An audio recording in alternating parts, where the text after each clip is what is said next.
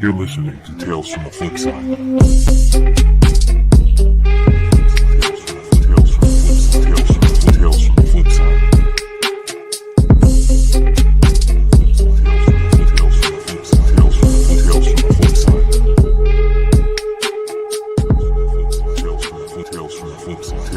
Tales from the Flipside. What's going on, everybody? Welcome to episode 130 of Tales from the Flipside. We are happy you are here. I am Bryan McClay, and just chilling out here in AZ, living the life. What's up, boys? Introduce yourself. I'm Nico, your weekend update correspondent with comicbookspeculation.com. comicbookinvest.com? Yeah, There you go. you keep wanting to do it. You keep wanting to do it. There you go. God, you keep comicbookinvest.com.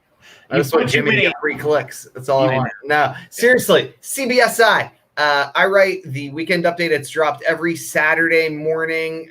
Thank you, Ben, for all the kind work that you do to get my ramblings out. And then that evening, I join all of our hooligans here live with a special guest this Saturday, none other than Dalla Ben. Woo! Nice. Shout out to Drunken Chat Son. Jon Z here. I'm about to be a member of the Drunken Chat Son today because I had some USPS postal damage on some books that the Great Leg pressed, and I'm a little depressed, and I'm just kind of going to treat it with Dr. Bourbon. And so if I start rambling a bit more than usual, you understand why. P-Dub's here for the whole show, part of the show. Stay tuned to find out. We don't know. Woo! We're hoping we might have a couple other people. We'll see. Shout out to Deno, who's going through selling a house, buying a house. He's loving life right now. Shout out to Stein, who started a new job. He's loving life right now, I bet, too. And thank you to everybody who is on the chat tonight. And my dog is giving me shit, so I'll be right back. Hey, Paul, I'm looking at your new room. Can we get rid of those curtains and print up like some of the tape logo, so when you close the curtains, it's just our logo behind you and then the arch? I can do whatever I want in here. That'd be pretty sweet. I'd be down for that. I mean, that looks nice. That'd be fun. That's Paul's man cave, your new man cave? Yeah. I mean, I have all of my stuff is in our guest room, and I have not been pressured to empty it out, by the weekend or anything crazy like that. So I'm just slowly chugging along, and so see what changes week by week. We'll go from there. But looking to, excited to get my comic boxes out from underneath the mountain and get some stuff listed on eBay. I need to. So Dennis Hayes made me laugh, man. You also need like a Tampa Bay Bucks old school logo going on there. It is the dreamsicle. Have you guys seen I saw a Tampa Bay Bucks logo yesterday where it was the old school pirate logo, but it was Tom Brady's face, and it was fucking awesome. It's one of the best logos I've ever seen. So turn on the fan, McClay. It's on, guys. Trust me, it's on. It's not high right now. He's not trying to tempt you guys yet. He's saving the swagger for later. If anyone's significant other or mom or aunt is very bored during their quarantine and would like to take John up on his idea for my curtains, I can send you the measurements and the logo image, and we'll get it going. Nice. I'm also a proponent of referring to Brian as the answer, so that someone can sing the answer, my friend. Brian. Blowing in the wind. Yeah. The answer is blowing in the wind. Yeah. I'm all for it, brother. I like that. Oh, goodness. Who else was the answer? There's some other player, NBA player named the answer. I want to say maybe not Allen Iverson, but anyways. Yeah, there we go. Robert Fordham. Shout out to Robert Fordham. Hey, I'll take that, brother. I'll take that. Or I could just do a green screen, and then I could put whatever I want up. I don't know how it would look way back there, and that way we wouldn't have to. I don't know. That's a Stein thing, dude. I feel like Stein trademarked that shit. Oh, yeah. You could do Where in the World or Paul's Problems. They're all right here. Everywhere. Real quick, we want to give a big shout out to Comic Barricade. If you guys haven't checked out Comic Barricade yet, this is one of the best tools in the comic game right now. Amazing product. Shout out to Comic Barricade, www.comicbarricade.com. Use the promo code CBSI Tales and get 10% off your order and free shipping. These things work amazing. They keep your books up in a short or long box when you don't have a full box. They're very easy to use.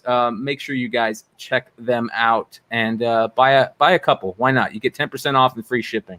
Maybe I should have shipped my books with a couple of those around. That one right here. Those are beautiful. Let me show that real quick, Paul. Yeah, Those things are super sick. Yeah.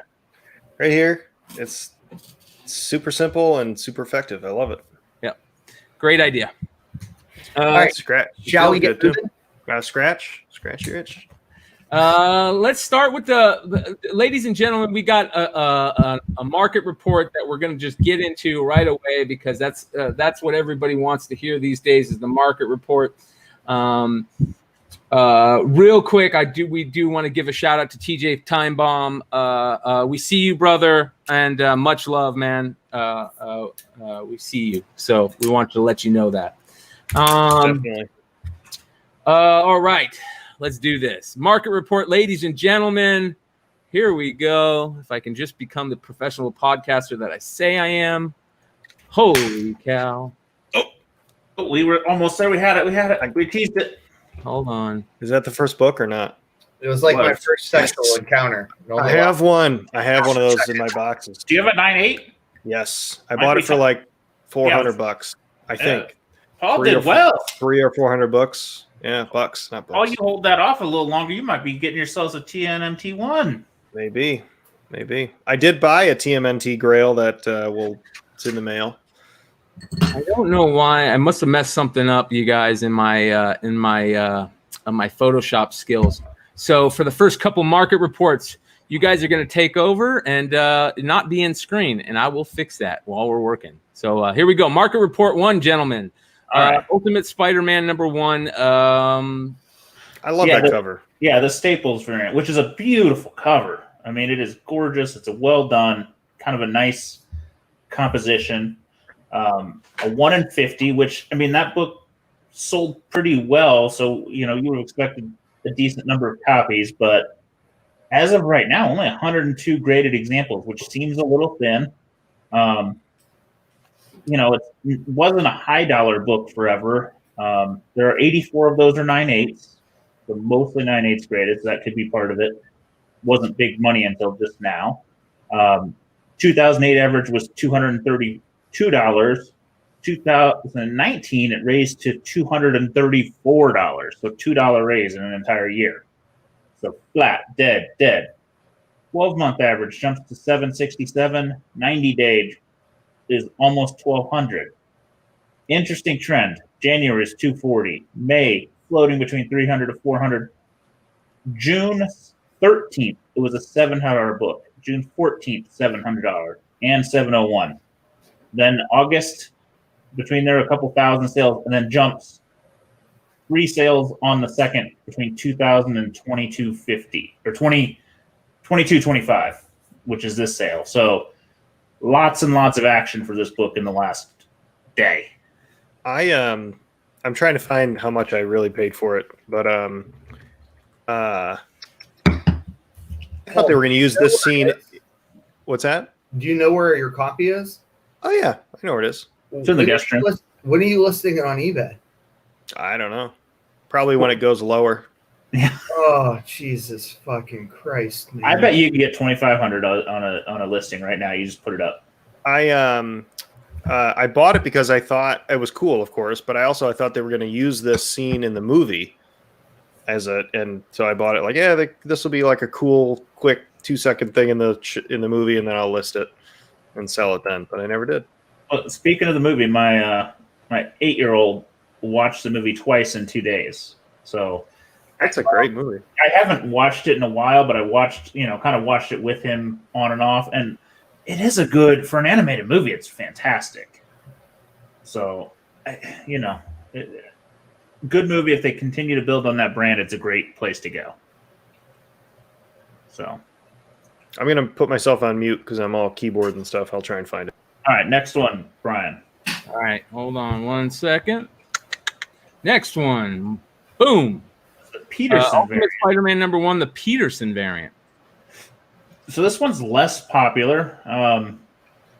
It's a nice image, but nowhere near as great as the other one. Not a lot on the census. Only 48 graded, 36 9/8. In 2018, the average was 125. In 2019, you could have snagged one of these for $71. So we're all kicking ourselves in the ass there. $71. 12-month average was just under 300. 90-day average is 475. January, there was another one. This January, $90. February, 200. June, it jumped between 250 and 300. June 28th, first big sale at 490. July 6th, $1,000 book. These are huge, fast, crazy trends, man. I mean, you look at the Go Collect line and you don't see stuff like this normally. I mean, just jumping off the charts. That's a tenfold gain this year. Nuts. I truthfully though, I think it's a tough book. I don't know. I don't even think I've seen this one very often. You guys, like, you see it out in the wild? I don't even recognize it. I've never seen it. That's honest to God. Yeah, I mean, I've never looked for it, but I've absolutely not seen it other than, the images once it kicked over like $1,000 when all the Miles books took off. Yeah, I mean, it's funny. I don't know. So maybe it's tough. Maybe it's just underappreciated. Who knows? Miles' star is still burning very, very bright. Yeah. No, we just started with Miles because, well, why not? He had some record breakers again. All right, where are we hitting next? All right, next we've got More Spider-Man. yes. So this is on. I mean, there's only 3 things to talk about. It feels like I was going through, all the other places to kind of look for chatter, and it's all, something related to Knull, something related to Venom, or something related to young Spider-Man people. But Amazing Spider-Man 569 second print 9/8, the anti-Venom. This book gets hot and cold. I mean, it's been hot a few different times. I know I've had a couple copies and thought I was doing well flipping them for $75-$80 back in the day. Census is 396 of them. There is one lone 9.9. So congrats to whoever that is. And just under 159/8. It's not an uncommon book. I mean, you used to be able to find it in the wild regularly. I don't think I see them very, very often anymore, probably because they're all, people's collections waiting for these numbers to hit. But it's been a big book for a bit. 2018, it was $520, so it kind of spiked back then. 2019 is down to $437. 90-day average was $540. And then just recently, it's kind of been trending up in these $600-$700 range. So nice growth book. Yeah, I think it's a. What? Oh, I'm sorry. I think it's a benefactor of this later printing phenomenon. Yeah. Well, yeah. I've picked up one of these a while ago. Terrible condition, but you don't see these very often either because of the late printing stuff. Yeah. So I don't know. It's also catching on. It's tied to Venom and Knull and symbiotes, and I mean, there's a trend. Anything symbiote seems to be going up. We'll see more symbiotes as we talk through the report. Yeah. All over the place. Me either, Mike. On to the next one. This is a big one. We talk about this a lot on the show. It's kind of what started off everything, in my opinion, a lot of our opinions. Supergirl and the Legion of Superheroes Lost 23. So this book is interesting just because we've talked about it not very long ago because it's been kind of slumming in the $800-$850 range all year. 3 sales this year. Last year it kind of lagged between 1,000 and 800. I think there wasn't a random 1,100 sale. It really hasn't been at $1,200 since back in like 2018. Mm-hmm.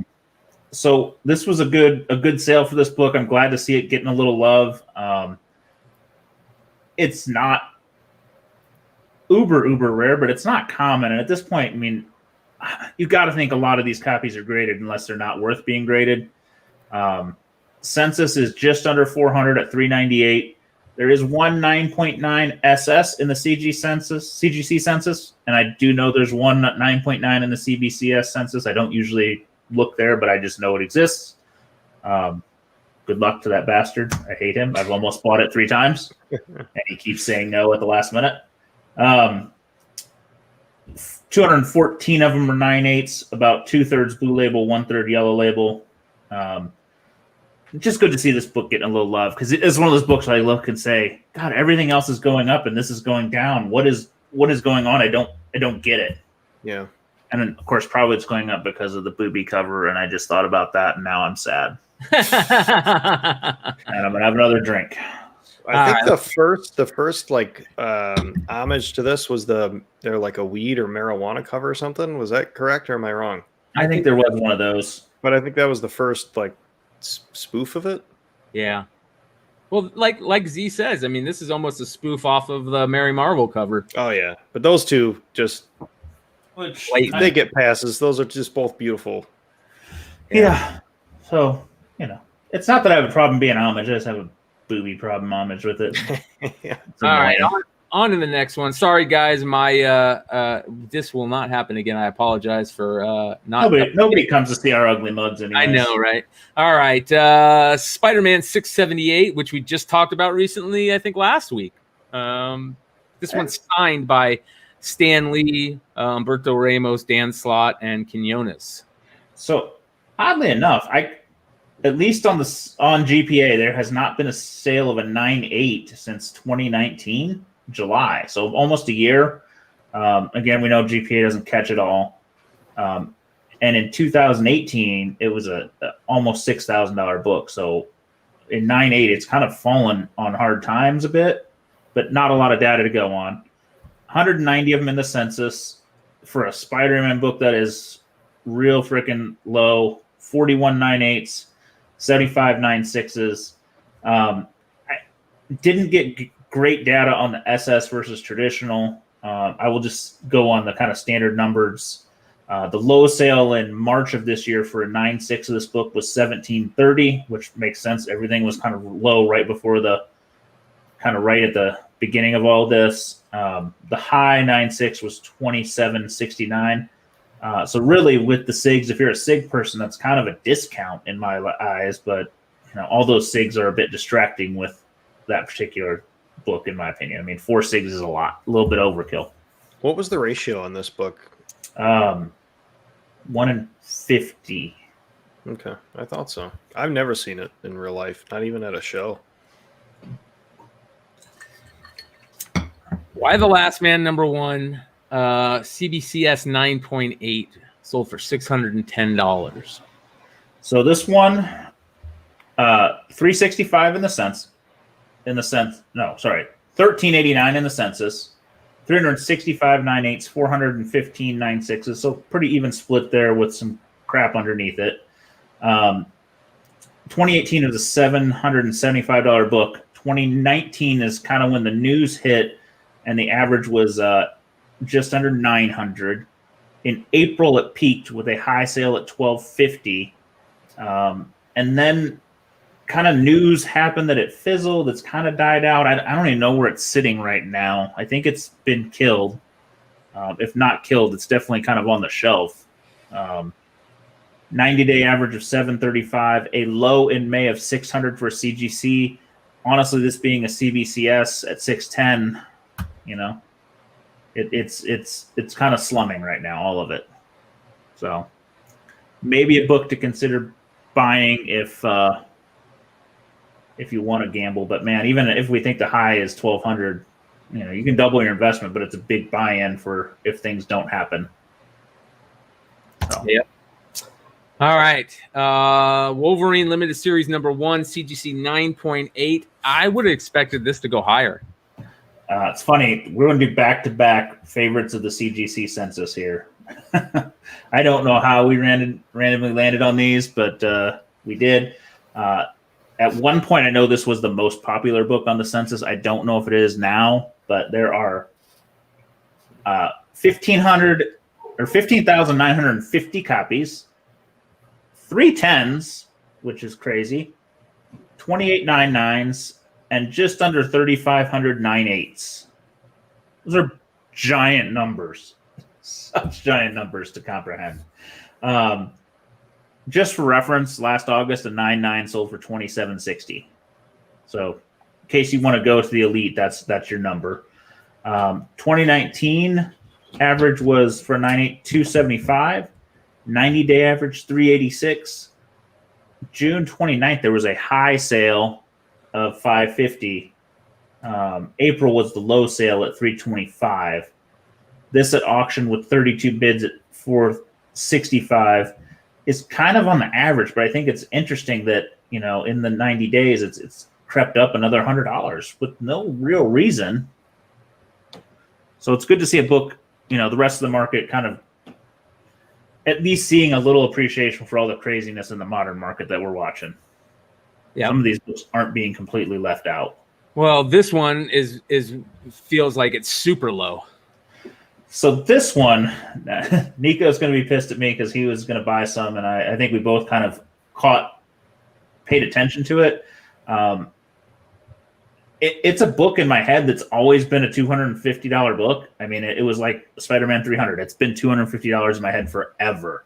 On the census, slightly less than the Wolverine, 15,371, so about 600 less. But 4 10s, 23 9/9s, almost 4,500 9/8s. So a lot more 9/8s in this book. Very well preserved. I think it just was always a hot issue. Little older, or I mean, a little younger.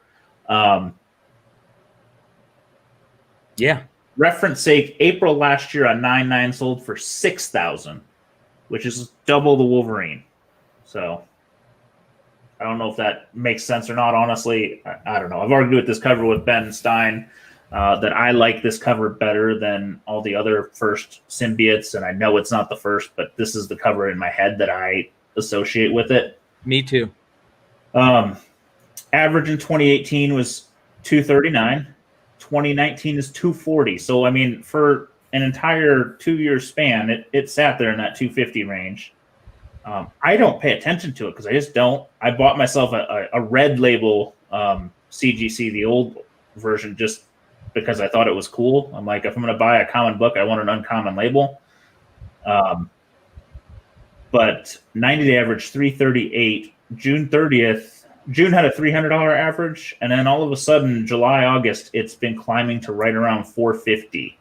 So my theory is a little bit it's a popular book, and a little bit, you know, some symbiote heat going off. So for really in the last month and a half to jump 50% for a book like that's impressive. And it's not one sale; it's been several. I mean, this book sells almost daily. Yeah. So. All right, on to the next one. This is interesting. Amazing Spider-Man #31. First Gwen Stacy. First Harry Osborn. 9.2. I'll give the stats. I think Nico wants to talk about this one because this is his baby. He gets fired up about this one. 2,000 and change in the census. 3 9/8s. 108 at 9.2 or better. 47 of them being 9.2. So, you know, mostly 9.4s, 9.2s, and that 108. And then after that, it's a spread through all the garbage. February of 2019, it was a $1,500 book. August, it was $2,400. And kind of the last 3 sales have been in that $2,600 to $2,800, but they've all kind of been in that last year. So why is this a Nico book? What are your feelings on this? Because I think it's interesting that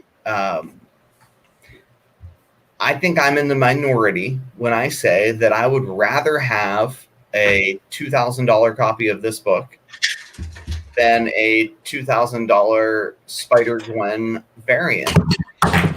Yeah. And that's because you think that Harry Osborn has more longevity. I believe he's talking the Gwen Stacy part. Yeah, it's first appearance of two major characters too, right? Oh, sometimes I don't know when you're joking. That's the beauty of me. Neither do I. I really could have went either way. But Because but minority, Nico, right? It's a minority opinion that, and we're now in a market where the vast majority of collectors, they don't really care about ASM 31 or really these giant Silver Age keys, and they've taken this we can blame CBSI, right? Mantra of like Silver Age books are not rare, which is true, but I think they beat it into the ground. I mean, this is like an iconic fixture in comics, the most important character, arguably, in Spider-Man's The Legend of Peter Parker, man. I mean, like the death of Gwen Stacy is what turned Peter Parker into a man. And she appears here first. She was the one that got away, albeit she was dropped. Did you just say Gwen Stacy turned Peter Parker into a man? Yeah. You like that? I like it. Oh God. I think it's always been enough issue that kind of suffers from not a fantastic cover. It's not terrible. It's a Hawkman 4 kind of situation. I think a lot of the Spider-Man, they all are. Yeah. Amen. Well, so I have one in the pile for the Mary Jane Watson, the famous Hit the Jackpot. It has a terrible cover. And Mary Jane was teased through a couple issues. All of them are terrible. I don't know. I saw a post in a group today about, comics today, I go in the shop and I don't get wowed by the covers. And to some degree I understand, and to some degree I go, no, you're living in a little bit of everything was better back then, but it wasn't. Now the stories back then were so much better, but man, I don't know. There's some great covers, but there's some duds. Yeah, this cover's a dud. So I don't know. I would be hesitant to invest in this book. I understand your thoughts on it, but man, this thing's had so many chances to take off, and it's not. No, it's like ASM 121. I'm not suggesting that anyone invest in it. I'm probably not gonna own a copy. I mean, there's 1,000 books that are better buys. It's just kind of tragic to me, and kind of more of sort of like it's just it's like an interesting point about comics today and about what matters to people, and much like the catastrophic fall of Origin issues. Nobody seems to care about those anymore. It's just it's interesting, and I don't know what the market's going to look like, a year from now, let alone 10 years from now or 20 years from now. But the reason that you love Jon Secret Wars 8, that I love Secret Wars 8, that I'm sure Brian and Paul feel the same way, and I'll blame baseball cards on Ben's poor decision, but that's the book, man. When we were kids, that was the book. That was the book that you wanted. That was the one that introduced the black costume. That was the one that had the cool toy that everybody wanted. It was the book. And just like, we didn't have CGC to tell us it wasn't the book. Right. That brings up a great question that I want to get into later. If I don't, we have to talk about the CGC question after we're done with Market Report. Well, I think it ties into some stuff we're talking later. So, yeah, but I think it's funny. Nico pulled these books before we kind of thought what we were doing, and I don't know if it subconsciously played into it or it didn't, but it's funny. All right, let's get on to the next one. The next one, this is one of my books that I need. I've been talking about picking up for a while that I really want for my PC, and that's First Mephisto, Silver Surfer number 3, 7.5 sold for $512. That's a book that makes my heart hurt. It was very early on, like probably, God, close to 8 years ago. I bought a beautiful 8.5 copy. I had some 7s. And I got tired of waiting. Like, I thought this is a book that's gonna pop. It's in that, Silver Surfer 3 and 4 is supposed to be a little lower print than the others. I don't know if they were really low print. They were kind of, somebody says there's a warehouse find of shit, but whatever. Beautiful cover, gorgeous, freaking thick book, beautiful book. I had an 8.5. I waited for years, and it barely appreciated. Truthfully, it's barely appreciated since then, even. And I don't get it. It was up for a little bit, but it's back down. Yeah. Well, shout out real quick to Gary Nusser, who I believe talked about Mephisto in a recent Modern Playbook episode. So, there's Mephisto has been that character that everybody's been said, he's coming. But I get it, Z. Like, when are we going to get this? He was kind of tragically missed in the Infinity series in the movies, because he was kind of that evil henchman, but the left pulling the strings, shoulder, and they kind of replaced him with a Thanos being all powerful and boring. So there's rumors of him popping up in Strange and in all these other places. He's a Ghost Rider villain, done very poorly in the Nick Cage movies, but whatever. 1,700 in the census, 798 surprisingly. Tough book. 172 and 7.5. Average in 2018 was 281. 2019 was 417. 90-day average is 525. A high of 600.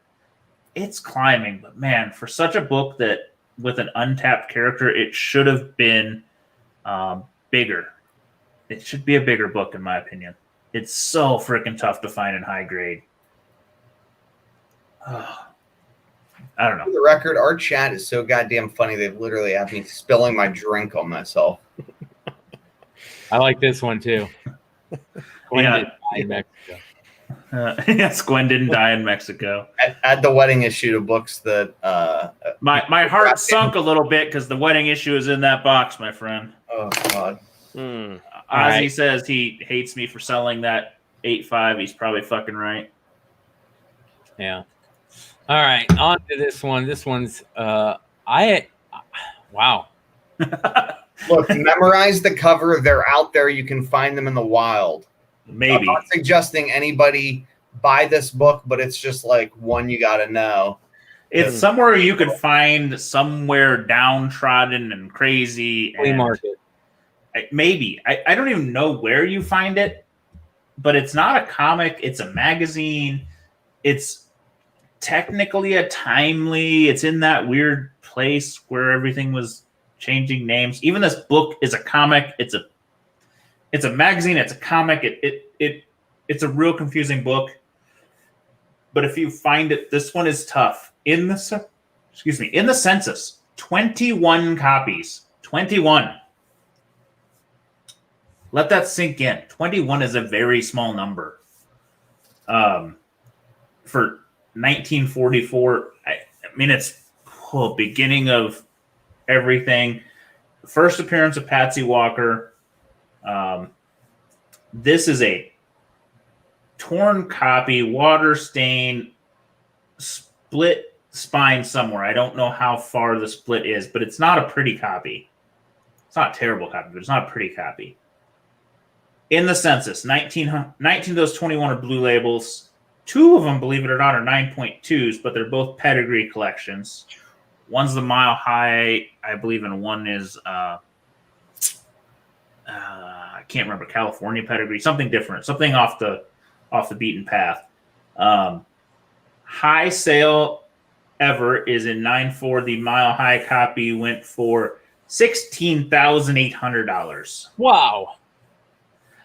When was that? That was in 11 of 19. Actually, I'm sorry. It was the other pedigree, not Mile High, but still. Both were 9.4s. It goes from, 9.2s. 2 9.2s, and then an 8, and then garbage. So one of the 9.2s, 16,800. In September of 2019, there were 3 sales of this book out of 21 graded copies. A 7.0 sold for $3,025. A 5.0 sold for $5,888, and a 4.0 sold for $1,161. I have no idea. The pricing makes no sense to me. That's a huge spread for a very small grade range and completely backwards, but that's what the data is. I don't know if there's pressable things. I don't know what. That had in 9 of 19 must have been when the show must have been airing. I don't remember the timeline, but it had to be. I mean, that's peculiar for so many of such a rare book to hit the market all at once. If you look at the rest of the data, there's very few sales anywhere. I mean, there was a couple in 18, but not many. But it's funny. Nico and I do separate lists, and then we'll kind of pull things together. He usually gets 80%, and I hit 20. But this is one that I had that we both picked out as wow. Crazy book. All right. I was going to feature the first Phantom, but these T-shirts blew my mind more. Yeah, I think that this is going to be something that we're going to have to start talking more about, considering the prices being paid for these things. This is the cheaper of the two. A vintage Marvel T-shirt, Deadpool comics, circa 92. 25 bids, $1,425 for a T-shirt. That looks stained. It doesn't look that nice. Yeah. Uh-huh. Go ahead and go to the next one. All right, this is crazy. So this one, I actually found a couple shirts in the same time frame, same maker. This Mark Athletics, circa 97. There was an Elektra and a couple others that all sold at big money. But this one, which honestly, if it didn't say it in the title and it didn't say it in one of the, there's a Marvel copyright in there that says Jubilee. I wouldn't have known it's Jubilee, honestly. I mean, roughly it kind of looks like her, but it doesn't. This shirt, 19 bids, $3,350 god dang dollars.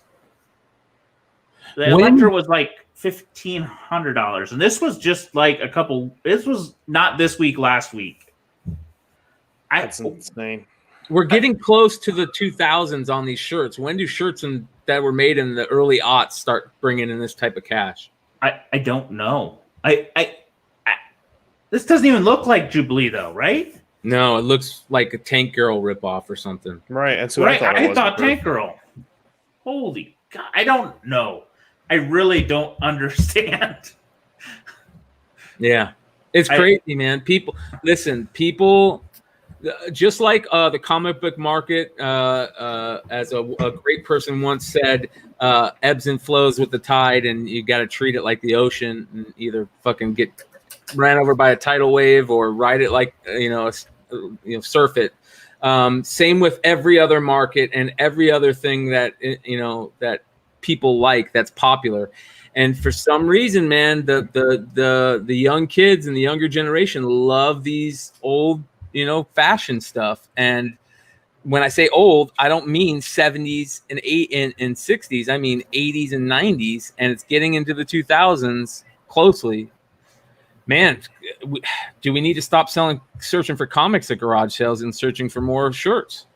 I'm going to start looking at shirts. Jesus Christ. Yeah. I mean, if there's somebody in this chat that can understand this market and tell it to us, we would love to have you on. If there's somebody watching this, please help us. Yeah. We don't understand, but we'd like to. Yeah, this is a great comment right here. TJ Timebomb says, Jesus, I had a shit ton of old graffiti designed Marvel shirts back in the 90s. I still have some of those graffiti design shirts up in my closet upstairs that are from like the late 90s, early 2000s. And that's why I'm asking, like, do I start putting those things on eBay for ridiculous amounts of money? I got looking at the hats. I got looking at some other stuff. I don't know. If you got any stuff in your closet from the day, you should probably at least look at it, man. Because odds are most of us, other than Nico, have grown a few sizes since 20 years ago. He maybe shrunk, I think. But the rest of us, those aren't going to fit. So if you got some in your closet, maybe check them out. I'm like pretty sure. I never knew that's where the term "the whole 9 yards" came from. Did you guys know that? What?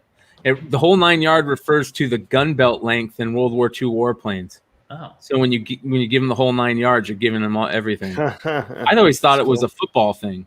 So am I gonna look back in life, and instead of my mom throwing away my comics, which she didn't, and they were ultimately not terribly worthwhile, a few of them were.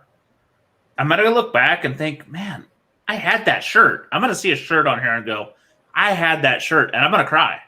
Yeah, because why would I had the Bishop shirt? Oh God. Yeah. Robert, I'm sorry, brother. Everybody out there has already been to those thrift shops, man. We're late on this train, as you can see. And TJ Timebomb, I think a lot of people remember fondly of Janko's. So I'm pretty sure Sean Legg still keeps a couple pairs in the closet. Yeah, shout out to Sean. Maybe one of these days we can get him on the show. All right. I'm gonna need extra liver for that. I know. Let's get into these. We got a couple perspective reports that are interesting. Let's do this. Oh, that was me. Sorry. I got amused by this sale. I'm the asshole that says I will buy restored and fucked up books, but I saw this sale and it made me think twice.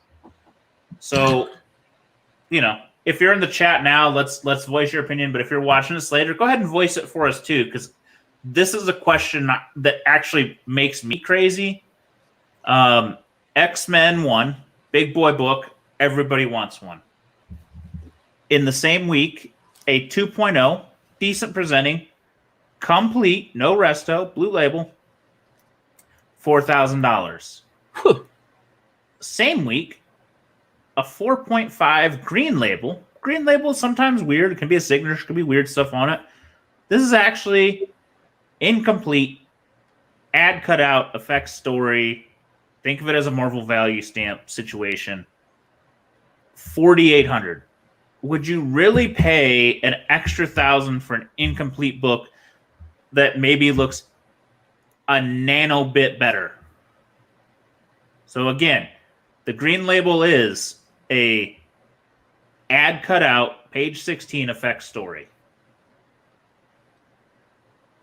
Let me know what you think. I want to see it in the chat right now because I'm the guy that says I'll buy it. You should go ahead, Nico. Well, you should tell them to go look at these sales, right? To go actually look at the books on eBay. Because to be fair, that 2.0 presents incredibly well for the grade, right? I think we all agree on that. But it does, but still, come on. If this were a 7.0 green incomplete, maybe. I mean, you and I both have purple label comics in Golden Age. We're not snobs. We've said, I'll buy a purple label. I've had some green labels. This one, though, to me, is a head scratcher.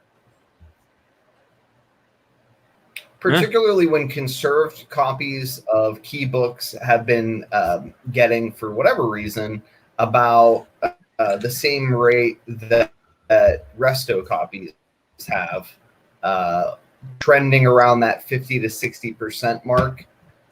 Usually it was, about half price for a purple label, as long as it was very moderate, or a super duper key, about 75% for conserved. But we've seen that trend here in the last couple of weeks on some key books I think we've talked about here, in fact. Yeah, we talked about. Anyway, sorry to interrupt you.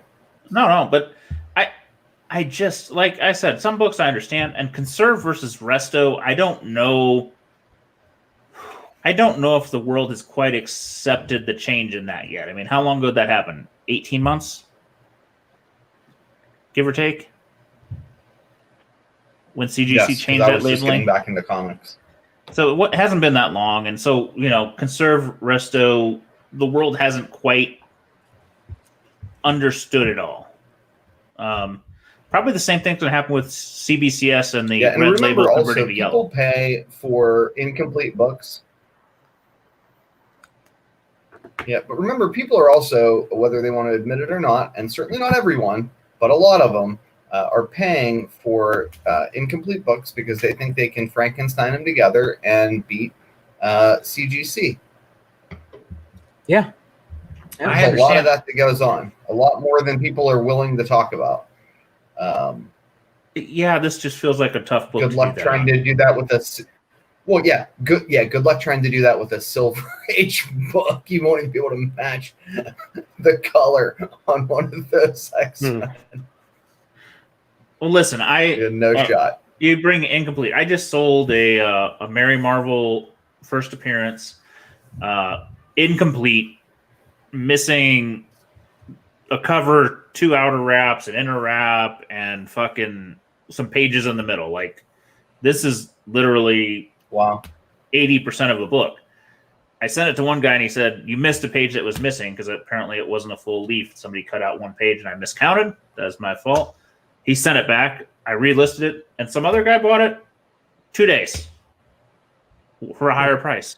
Yeah, those books sell. I mean, it still had the splash, or kind of splash is kind of on page 4, so it was lucky for me. But those books will sell because they're just that rare. But X-Men 1 is not that rare. It's not even rare for a Silver Age book. If we were talking AF-15,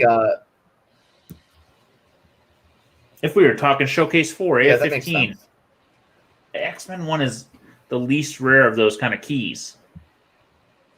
Yeah. So. Yeah, but don't you think we're going to see people cutting pages out by the time the X-Men movie drops? Buy page 2 for $250. Buy page 3. I gotta admit, I get people that buy those or want to make money off of this, but I really hate that. I can't stand that. I'm not a fan of Frankenstein and pages. It pains me too. Yeah. I don't. It depends on the book it came out of. If it was mostly complete, it's different. Like if it was the book I had, let's say that was the book I had was an AF-15, and it's already missing the cover, the first 2 wraps, the centerfold. Those are the most valuable pieces, right? Because somebody wants a centerfold, somebody wants the outer wraps. Those middle pages are kind of crap, and I'm missing 2 half leaves. I don't know who the fuck rips out 2 half leaves, but they do.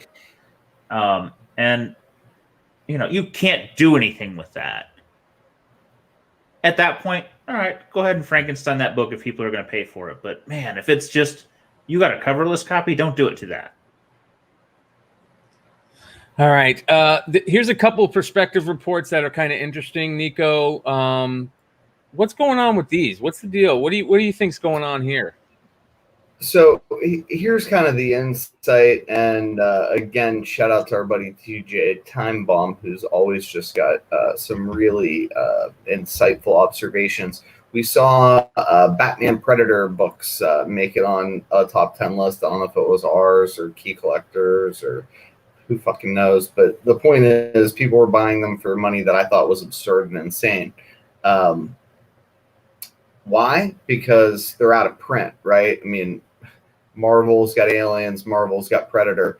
I think these were just a couple quick examples. All that stuff is going to be hard to conceivably reprint. I mean, I don't necessarily see Marvel being able to broker a deal with DC to let this particular book go forward, or, the Vampirilla, Aliens, Predator, whatever the heck it may be, Archie, Aliens, Predator. So what I would do is kind of keep that in the forefront of your mind when you're out picking in dollar bins, particularly, but maybe even in back issue bins, because that's stuff that may pop down the road, particularly if it's something cool, got a neat cover on it. It's got novelty value now that it never had before. I will speak to this because in my collection of Doom that still lives in my house that was completely out of order, the man collected every crossover known to man, and those Batman, Predator, Aliens, all those ones, those sold so fast but so cheap 2 years ago, like $20 a set, $20 a set. What's funny is the one you pictured, that Batman, Superman, Aliens, Predator one. At the time, there were some sales at $60 because apparently it was more rare. I still have that sitting on my eBay for $20. So it's a weird market. It's probably going to get pulled down because you bring it up, but it's a weird market of things get hot and cold like that. And I don't know why the Batman get hot. Why didn't the Superman? I want to give and like certain trades. There's also a regular format and a prestige format of the Batman. So Did you guys ever see the short film Batman vs. Alien vs. Predator, the live action? No. Was it like a YouTube short? Fan-made thing? It probably isn't on Sounds YouTube awesome. now. It is. It's really awesome.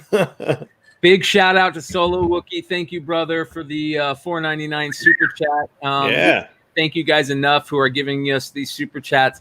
You guys are helping run the channel. We just used. Tell them what they paid for. Yeah, what you guys just paid for. We just were able to buy 2 terabytes on our drive because we've got all kinds of new shows coming, and we need to be able to put edited videos, edited episodes on our drive to start dropping because we're all around the world. And your guys' super chat just helped the channel by paying for that extra 2 terabytes on our drive. We can't thank you guys enough for helping out the channel. Another thing I do want to say is, if you guys love Star Wars, make sure you guys catch Solo Wookie on the new Star Wars show, along with some other notable faces. Our good Wait, Solo Wookie's on the Star Wars show? Solo Wookie is on the Star Wars show.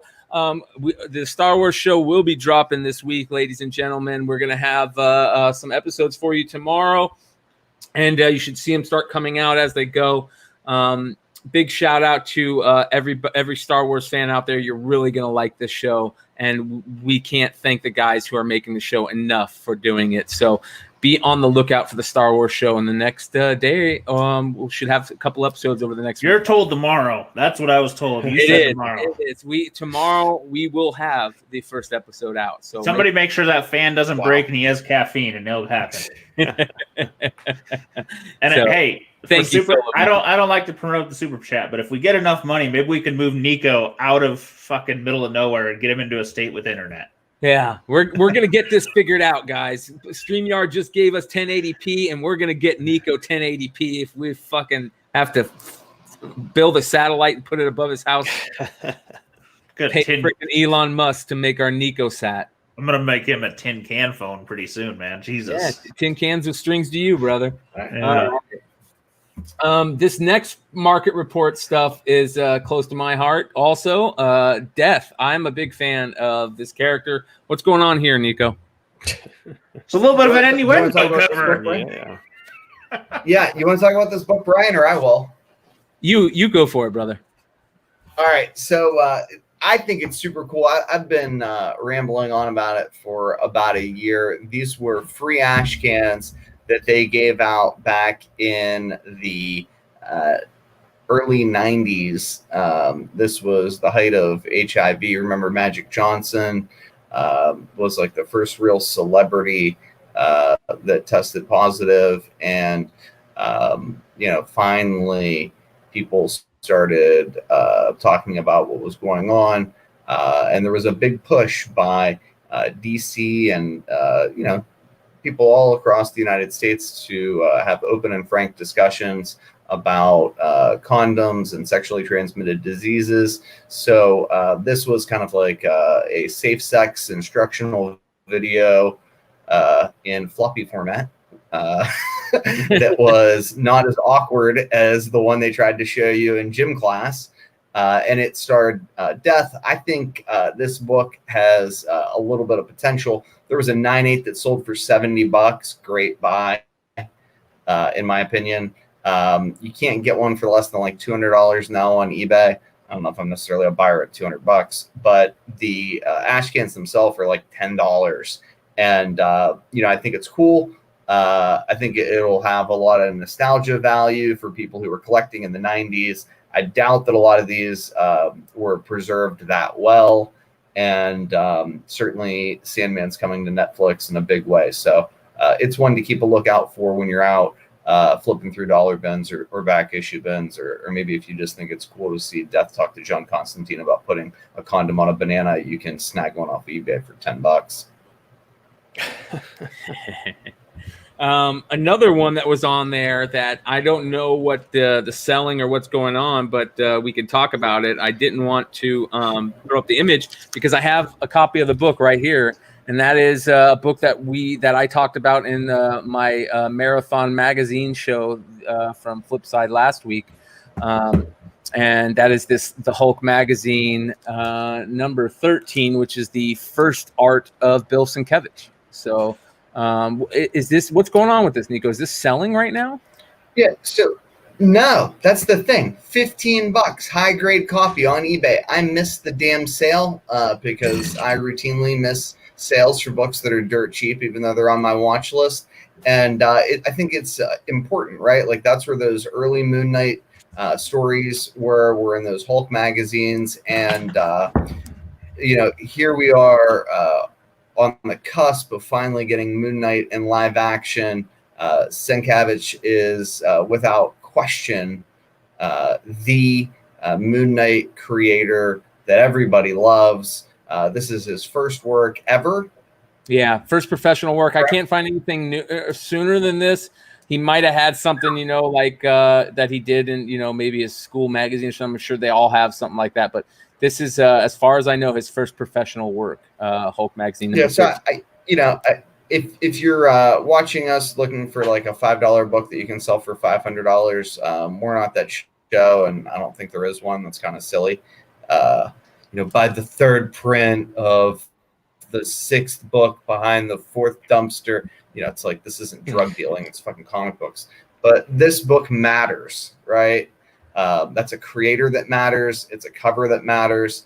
And it's something that you can get at a reasonably affordable price that if you never sell it, you'll feel good about having it in your collection. And I think these are the kinds of books that we should all be encouraging people to buy and treasure. It's not like, you'll see when we go to pickups, the hot trash that I bought because I can sell it because people buy hot trash these days. But it's one that's important. I'm a creator's first guy, so like I search this stuff out. I hope in the future that more people will search out creators first, and maybe it'll become something a little bit more important than it is now. But as far as I'm concerned, let it be less important so I can pick them up. So well, if you find that one, grab 16. Yeah, I don't have any. Yeah, thank you. Right. If you find that one, grab 16. Yeah. I don't think I talked about it because maybe I got a little. I think I have tired. 16 too. It's the first appearance of Mark's younger brother who gets retconned to Shadow Knight. This isn't 16. This is 14, but another early Bill Sienkiewicz Moon Knight, as you can see there. So it's one of those retcon books, but Shadow Knight as a brother story is an interesting angle to play if they ever actually do it. Oh, that book's mother. What do you mean high grade? Yeah, they're gorgeous. It's a nice high grade copy too, bro. Killed it. And those Marvel magazines. Yeah, and I think tough. All those. Amen. All right. Like the Blade ones are super cool. Nobody cares about them. We can go through and talk about those. But there are deals in magazine bins. It's just like number one move in being a flipper hunter digger. You start with the weird looking boxes. It's where the treasure lives. You find an undersized book or an oversized book, buy it. And if you like the covers, right. And like, and Peter Renna, for example, watched us talk about like that's where the treasure lives. Went and found 2 rebels. Sorry, one. I said 16. Yes, he did. Yeah. Okay. Found 2 of those rebels, and he's got like slabbable copies. Yep. Oh, the bubblegum one? No, the Rebel magazines. Oh yeah. The Star Wars. Found him in the kids section of his comic shop. Rebels. Yeah, he's like, I guess no one thought to look here. Yeah. Sorry, Chuck Hennessy. Thank you for correcting me. I thought it was 16, but 17. Oversized. We talk about it all the time. Let's see here. There we go. Yeah, number 17, Hulk magazine. All right. Yeah, I can't believe some of the Star Wars stuff that is going on right now. I mean, the news just keeps dropping every day about Star Wars, crazy Star Wars stuff. So, and I love magazines, so I'm always gonna enjoy talking about collecting magazines. All right. Why don't we get into some of the craziness, the major topics? I guess there's nothing really crazy this week. It feels like kind of like a slow week, but Umbrella Academy 2 did drop, and that's something that people are talking about. Did you guys see it yet?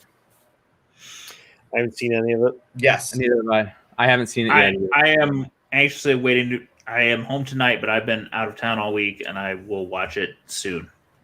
But I love season 1. Yeah, so it's What good. do you think, Nico? It was good? It's good. Who's the female character that plays the white violin?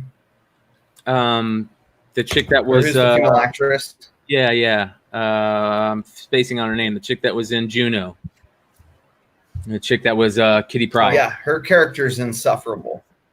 Well, she was insufferable. Her character's insufferable. Like, absolutely. Like, if they're trying to do that intentionally, like, no. But I mean, like, you just want to freaking choke Vanya. You just want to freaking choke Vanya. I can't remember what the actress's name is, but it's good. I enjoyed it. Too. Ellen Page. Helen Page. Helen Chandler, Page. or, TJ Yeah, says. she sorry. does that well. Yeah, Ellen Page. She does that well. But it's good. Now here's the spoiler. Sparrow Academy. I don't think that's enough of a spoiler to really dupe anybody. Hotel Oblivion. That's where they first show up at the end of that miniseries, the third miniseries from Gabriel Baugh and my Chemical Romance guy, Gerard Way. I don't know that that's necessarily like a book that's going to go bonkers. I mean, look at the boys villain, the little bald-headed guy. I mean, we've all known that. What the hell's his name? The one actor, is going to be playing him, and that book hasn't gone bonkers. But again, it's like, something to note. If you see him in dollar bins, pull them. You might be able to pop them off later in time. But it was good. It's a good watch. I really like Umbrella Academy. I thought that they did an incredible job. And the best thing I've seen on the internet was the guy that figured out that number 5, actor that plays number 5, is Damian Wayne. Yes. He's perfect, right? Absolutely. Perfect. Yeah. I loved your posts on IG pointing that out, because anything that we can get closer. Yeah, I don't know who did that. Somebody sent that to me, and I was just like, you broke the internet. Yeah. And not only that, we need more Damian Wayne in our life, period. That's one of the best characters in anything.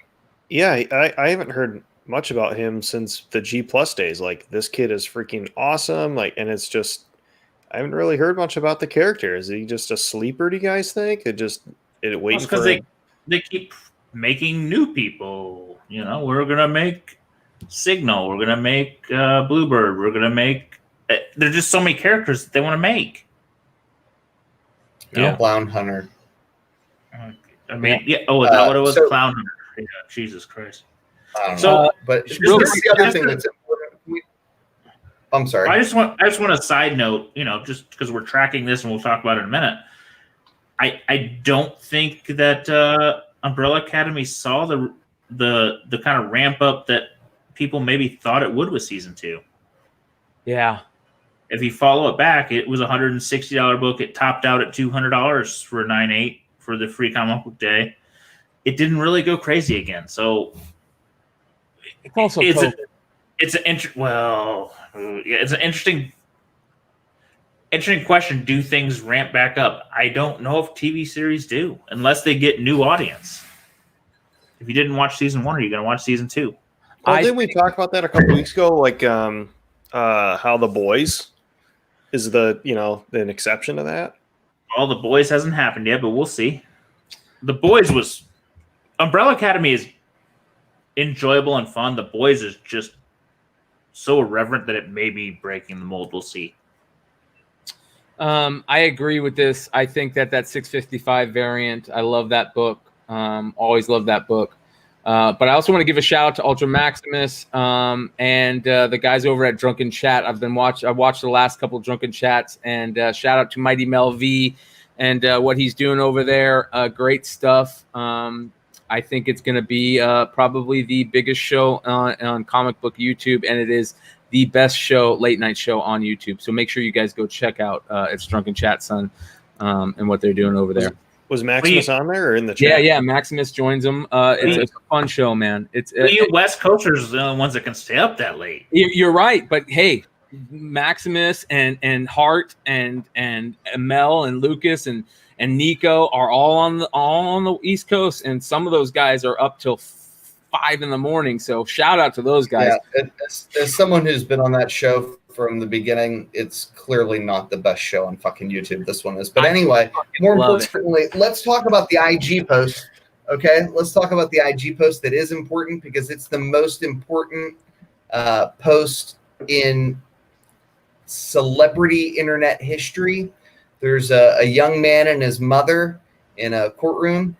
And I want you to go to IG, and I want you to find me this guy, and I want to sell him nothing, but I want to give him something. I want to send this man some books.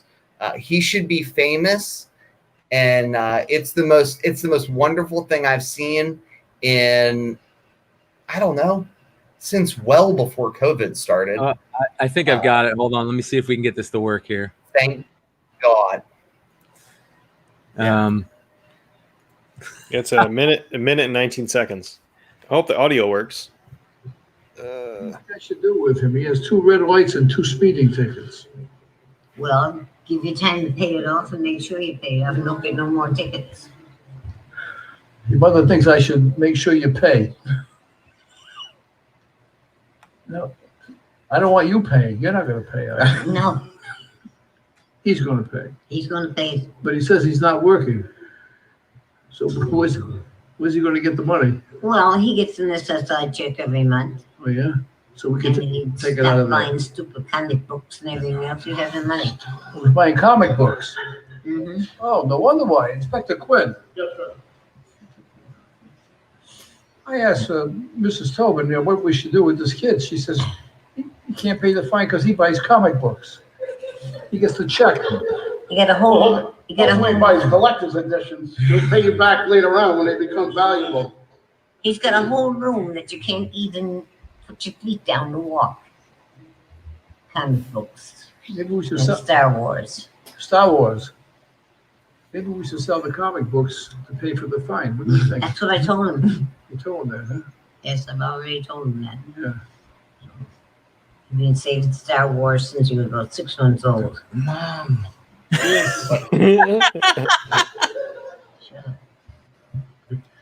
What do you think I should do with him? He has 2 red lights and 2 speeding. So that's that. That is fucking great, man. Well, I hope he's got a T-shirt Yeah. he can sell, man. Maybe he's got a T-shirt he can cover that fine that doesn't fit. Yeah, it's sell. He has to sell one thing, and he can cover that fine.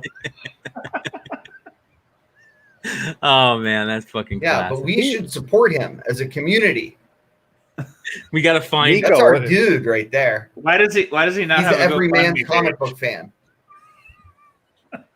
So we know he's in Rhode I Island. don't know, so but I'm like committed to doing it. That'd be so fun if we got All that right. guy on here.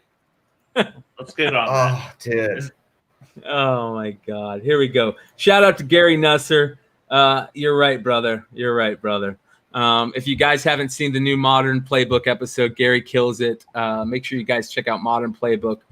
Dropping anytime we get them, we're going to be putting them out. So just keep an eye on them. Great stuff over there. And yeah, hopefully we can get Gary on for pickups next Monday because I have a feeling he walked into something pretty amazing. I'll order him an extra shirt, Doc J. Yeah. Yeah, there we go. Sorry, Ozzy, your double X is gone. All right. So, anyways, Yeah, this is a children's shirt, so it didn't sell. That's how I still have it. He took it off he took it off a mannequin. It was the display piece. Oh God. Some craziness happened with going on with well, not craziness. We all know the craziness that's going on with Knull, but we're getting more talk about that Web of Venom Wraith book that people are talking about, that people have been talking about for a while, but now for some reason everybody's like, oh, it's leaked and this and that, and I felt like it leaked already a while ago. So what's going on with that? I mean, we got the Knull, we got the Black Winter stuff, we got just craziness coming out of that whole thing. Yeah, do we have that image, Brian? Brian's I'll gone. look. Which Okay. image? So the leaked image that was released, they released the entire book, the Web of Carnage Wraith special. It was available for purchase online. The images have been around for a couple weeks. For the last 14 days or so, Gary and I talked about it about 2 weeks ago on the SpecFest Club. We're not regular, but when we're online, Gary is, as always, smarter than everybody else and kind enough to let me talk to him while he explains things to me that I don't understand. This was a great example of that. He, sort of broke this down, and, basically the reveal from Wraith in this one shot is that there is another, right? Like an antithesis to Knull, the Lord of Light, and it's got everybody scratching their head. People are pretty confident that Donny Cates is going to retcon something. He's going to do what he did with Galactus, from those old, Thor Journey into Mystery, Galactus origin issues, and pull something out of the Marvel canon. There's not like a real committed indication from Cates to that effect. Not that you can necessarily trust the things that Cates says, because he's a sleight of hand guy, but I think people sort of see that as his MO. Does anybody on the panel have a theory? I've got one. I don't know if it's any good, but it's as good as anyone I've heard so far. Let's hear it. I want to hear it. I love theories. I don't care if they're right or wrong. I love talking about shit like that. Okay, so if I'm a betting man, I think Sentry's as probable as any of the kind of like low-level astral nonsense characters that they could pull out, or an all-new character. He's a character who's got the, like Omega Alpha level power set. He's a light-based character. And I think you just need to kind of tweak his origin, give him a little more of an origin, and he would work. He's the only character that I can think of that sort of fits that mold. But I'm not super committed to that idea. That's just kind of like my little fanboy hunch. It feels like too big a character for him to swipe. What happened? Isn't the Sentry gone though? Didn't they get rid of him? Well, he just rewrites him. Oh, right? He just brings them in. Yeah. Yeah. Topher told me it was like, he was like, oh, that's not a bad idea. So all of a sudden I'm like, hey, I can theorize in two and stuff. Hey, listen, I'm not going to shoot you down. Because fuck, who knows? Who knows what Cates is going to do? Yeah. When he didn't tell me I was a moron, I felt really like vindicated. So. Hey, listen, whenever I get a crazy idea, I go to Topher first. Yeah, and for the record, Cates is capable of anything. I mean, he's a guy who likes this kind of craziness. So it's cool that everybody's thinking about it. I was hoping you guys had came up with some equally sort of like off-the-wall explanations. And when I'm wrong, don't be mad at me. It was just kind of me speculating, much in the way that many YouTubers suggest, like, we've got an insider tip when they've got a hunch and engaging conjecture.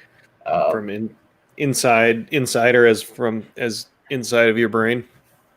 So can I'm going to be an asshole and ask. Yeah. Why Knull? Why are we so fascinated with Knull and all of this? Do we think that because Cates is the only writer who can articulate a story, even if he can't land one, he can at least piece one together. There's him and Jason Aaron. I mean, I don't want to sound it's like a low bar, buddy. Plus, I don't want to sound like get off Ryan my fucking Stegman lawn. Can draw. Get off my lawn. It's okay, get but off my Stegman lawn. can draw too. Right? Like, we don't get good sequential art these days either. Stegman can draw. Cates can write. It's like, well, shit, that's all we got, and we're gonna double down. We're all in. I'm gonna be a little nitpicky here, but that Web of Venom title drawing is fucking garbage. Can't you draw a better title? The rest of the cover looks amazing, and you're right. Except that what that Web of Venom shit looks like a child drew that. I mean, that is garbage. Wow. I mean, they got a lot of things going from Stegman like that. So I know it's nitpicking. Here's a question. You know a purple what I mean? label just because the title looks they can't even get somebody to draw the one shot. I mean, that's how tough it is. Let's look back to last year. Do we care about Immortal Hulk right now? I mean, I didn't care last year, so yes, people are still reading it. But are they paying big money for it? No, thank God. No. Which is cool. I prefer that, man. I really don't like wow, this book is well written. It's $50. You know, I mean, it's just, or it's $500 for the variant. I don't think that creates a sustainable market. I don't think that's indicative of a healthy market. I think that's indicative of like modern comic craziness, and I think it rubs people the wrong way. I'll argue I like books to pop years later. The Cosmic Ghost Rider is a bit of a perfect storm because that Albuquerque cover is beautiful. So the cover alone stands its own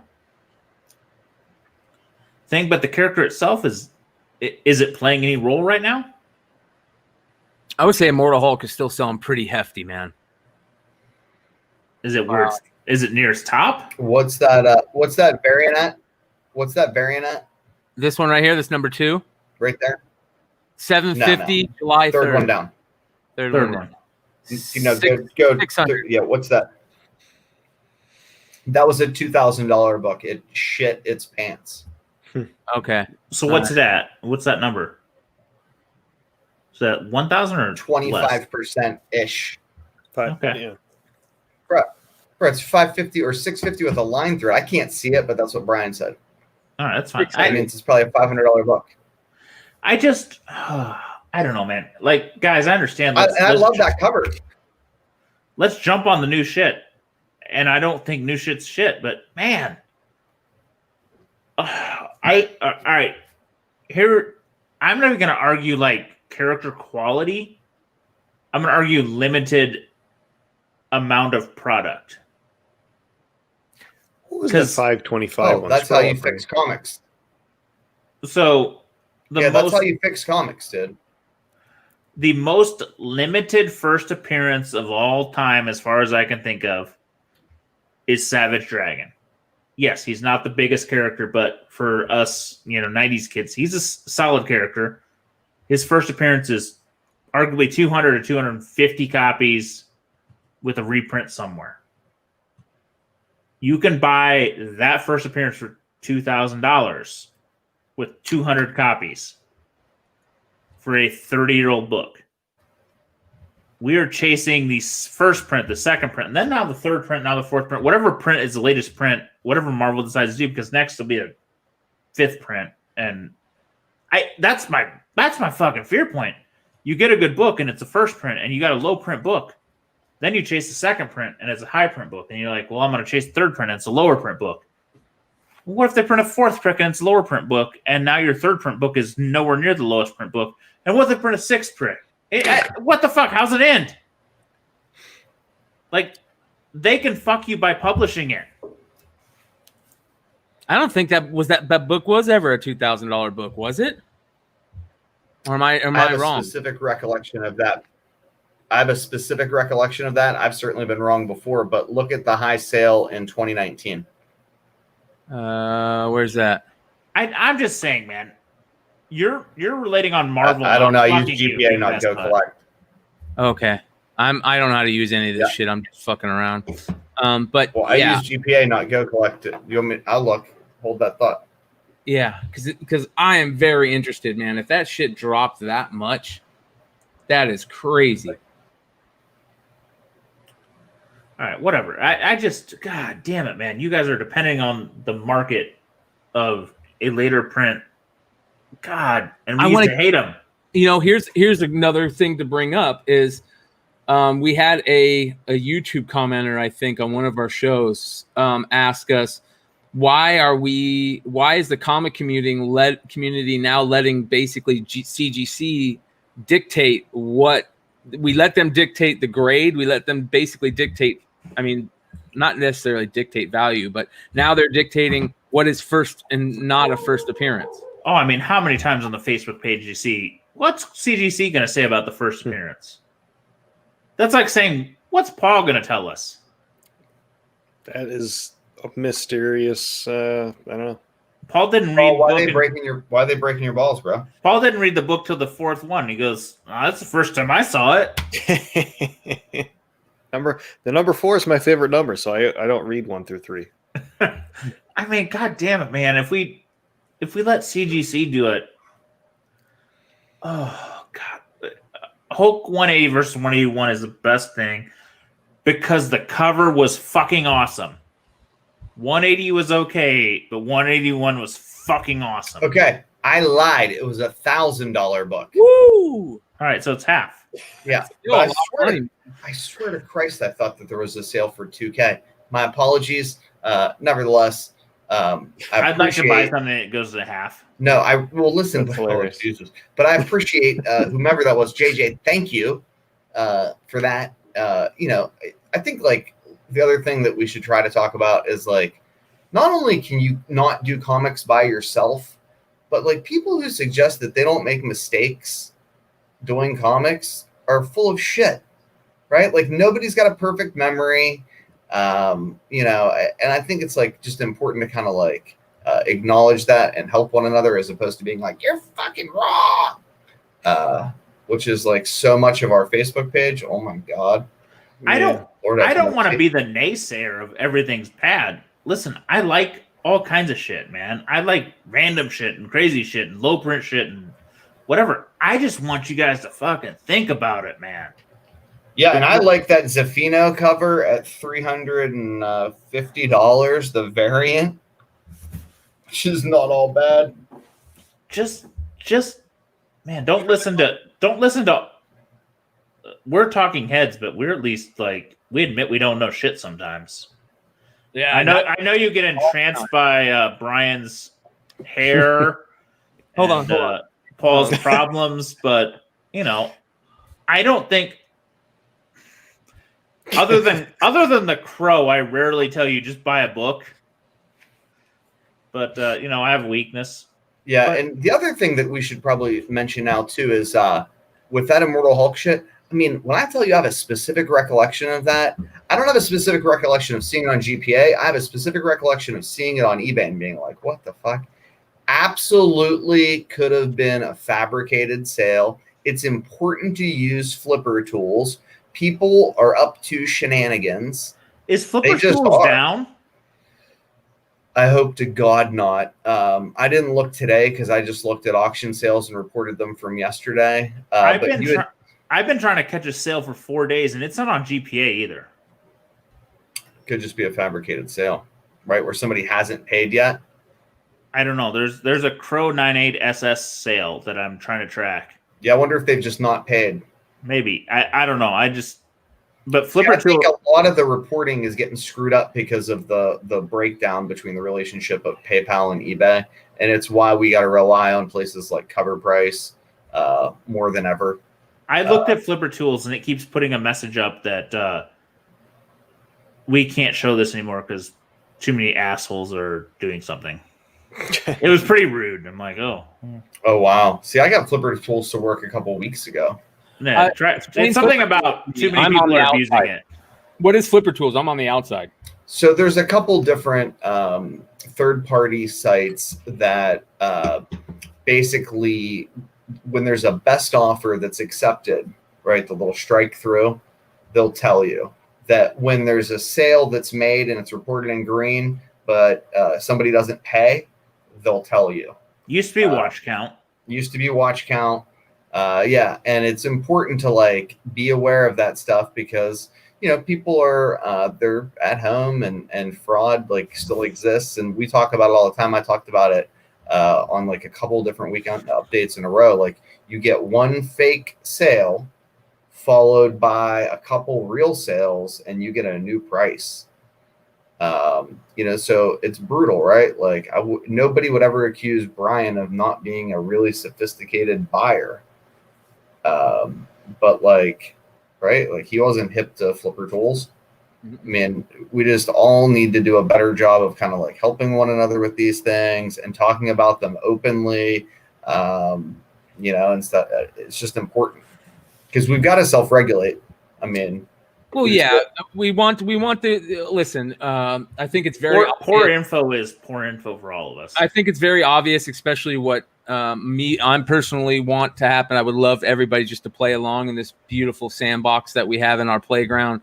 But sometimes people are their autopilot is set to fight and it's set to argue, and I get that. But more than anything, hopefully. These YouTube shows and us talking about this stuff on YouTube and stuff and saying, hey, we're just trying to play nice here and everybody figure it out. Give somebody a place to talk about this stuff. People will realize that, hey, not everybody's out to get each other. But that's just me being my everything is roses self. We'll see. All right. That being said, what's next? Robin King. Holy shit. I don't think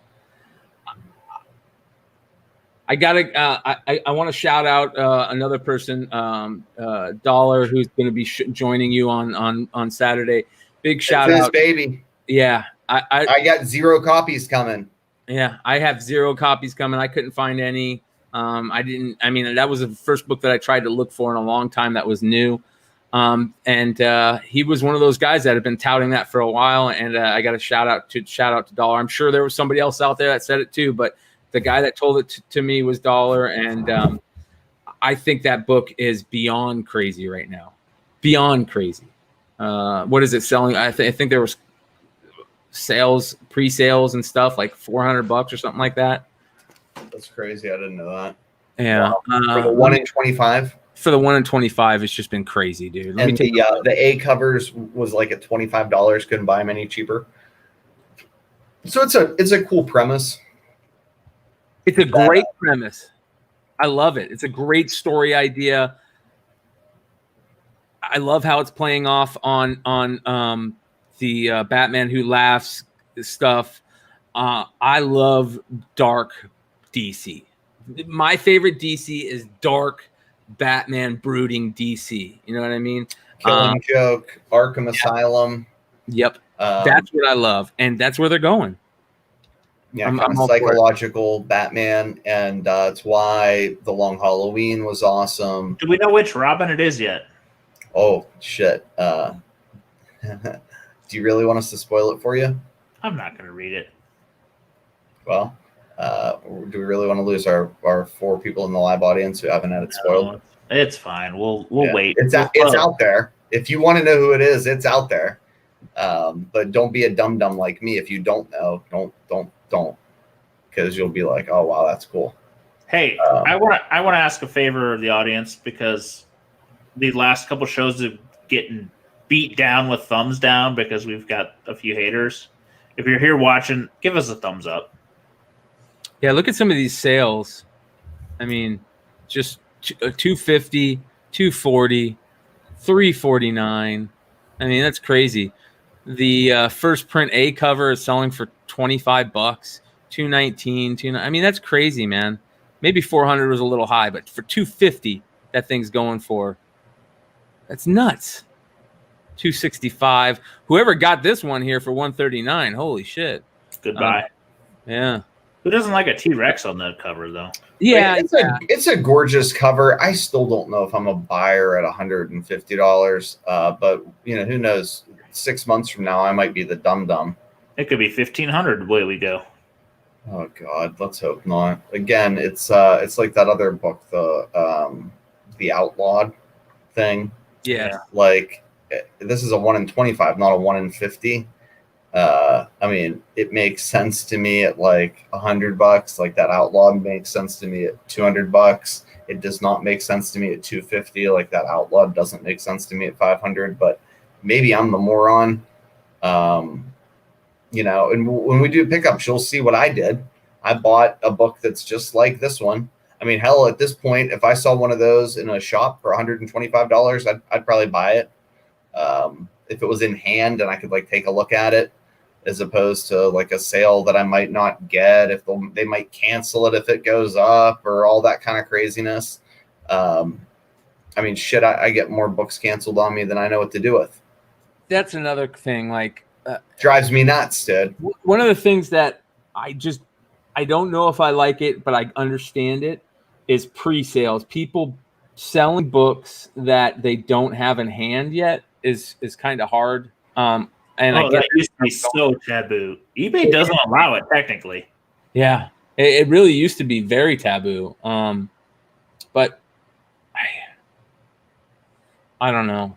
I feel like that is one of the things that I don't like, because I feel that's another thing. Like, you don't even have the book yet. You don't even know if you're going to get it. It used to be super duper taboo. Yeah. And how do we know if it's a good book? Basically, what if Robin King died in the first issue that came out? Yeah, that ain't gonna happen. But it all leaked. I mean, just page after page have leaked. We're just DC's so responsive. Yeah, they're so responsive to fans. I mean, Punchline now, right? Like, she ain't going nowhere. Do you think when they came up with that, when Tinian like wrote that one up, like he was just like, and then she's going to become a fixture in the universe. So he's probably got an executive memo from AT&T corporate, like, you will not kill her. And it's the same thing with him. I worry about the longevity of the Batman Who Laughs. So Robin King might have him with a freaking noose around his neck soon. I listen. It's the organic versus the made for us to consume. We organically love some things, and some things were forced down our throats, and they're not equal. Yeah. Well, that's kind of the problem. I couldn't agree more. Like, with all the later printings that have popped up, or like the Thor 5 book, and now the Robin King, it's like, if this stuff would have spiked a year down the road, 2 years down the road, Katie, bar the door. Those are books that I can believe in the long term, because there's a reader base, there's a fan base, the copies got gobbled up, and maybe it's I don't know, maybe it's just where we're at, right? Like, it's when the D23 news happens, when the SDCC news happens, boom, the books go sky high. 2 months later, nobody cares about Jane Foster anymore. People stop paying attention to, the Splat Moon Knights, or, the random Cool Blade, second tier key books, and they get tossed by the wayside. I mean, it's like a society of instant gratification, a comic market of instant gratification, and maybe that's just where we're at. I don't know. But I'm not comfortable with it yet. Well, one of the things that, is kind of on the list to talk about. We all lived through it in the 90s. We all lived through this. The new hype is now, and we're all a little afraid of it. Who knows? It's a different market then. eBay didn't exist. There wasn't a place to sell them all. But we all lived through, like, fucking Valiant and fucking, like, those things where this is a new character. You're all going to love this character, and you're all going to pay $50 for this character. It's just... now the No, we 500 didn't. and, Right? and we don't know. And I think that we're all goddamn 90s kids, and we're skeptical. That's what we are. Maybe we should change the show to the skeptical speculators. Fuck, I don't We're know. old, John. We're getting old, brother. We're the goddamn 90 kids that got left at home and didn't know what to do, and we fucking hate everyone and judge everyone, and we didn't like Valiant, and we don't fucking like anything, and god damn it, maybe we don't know any better. But we've had a couple questions. One, what people think about the Thor second print, and that was kind of the Thor series is something that I like because it's organic. It feels organic growth, kind of like the old. It feels like it could be that organic growth that we saw with Immortal Hulk, where the storyline was great and then it just shot up. But it also is like that perfect storm of the Black Winter stuff and all that craziness. It's bringing in that I want spec money now. Yeah. Also, so let's talk about this. If you're out buying, 5 copies of this and 10 copies of that and whatever, trying to be the A/B cover ratio variant Wednesday warrior, got your own little diamond account, like you want to play that game, like get ready to take losses. I don't fucking do it. I've done it. It's a tough grind. It can be done, and you better be reading books and get ready to take losses. You're going to, and hope that when you hit them big and maximize your profit on them and try to mitigate your losses. It's a tough grind. I wouldn't necessarily encourage anybody to do it. yeah, Nobody on this podcast does it. no, because we're too late. Gary's as good as anybody with modern books. He don't do it. I'm going to talk to somebody that does, and they do it very well on Saturday. but I'm betting he still will say he loses some. Yeah, but I'm sure he'll talk about that, the losses, because it's inherent to that kind of grind. And I think there's a lot of sites that are out there that are like, here's 12 books that you need to buy. Be on the lookout. Well, if you buy 12 and one hits, you still didn't win. Yeah, no shit, right? You need like 6 to hit. Well, yeah, but it's hard, right? Like if you pick every fucking book, every single goddamn one, of course you're going to win a couple of times. And I don't know that like, that's cool if it's like, be on the lookout. These books are all awesome. You should read them. You should enjoy them. But like, be on the lookout to buy fucking 10 copies of this book and 5 copies of this book. And oh my God. Yeah. But Hard that's pass. the game people want to play in. And if that's what you want to play in, more power to you. I get it. Yeah. And we got a guy who does it well, and I'm going to get some insight about it. It's been years since I've done that. Yeah, it's hard to do. It's very hard to do because you have to be very diligent about putting those books up and getting those books out. And that's very hard to do, man. And you have to know when to sell. Because if you sell them week 1, you made $8. If you sell them week 2, you made $80. You don't know. Or vice versa. If you sell them week 1, you made $80. If you sell them week 2, you made $8. Maybe we should have fun. That's the hard part. Maybe we should all pick a book coming out next week and ask Paul which one he buys, and see how often he's right or wrong. That could be fun. He's right more than often because it's always going to be turtle books. And that being said, let's go into the turtle talk. Oh man, I was watching another shout out. Here we go. I keep throwing the shout outs. I was watching Drunken Chat Son the other night, and they were talking about all this crazy talk with who's I think it's Turtles 104 or 105 that the 1 in 10 has completely sold out now because it shows the Last Ronin on the cover, and that's going to be the one who says it. And that this whole Last Ronin craziness is just shooting boom. You know what I mean? We saw that one 3 Spirits variant sell for like $2,000. Another one sold for $1,000. Crazy numbers, something like that. Is this turtle stuff?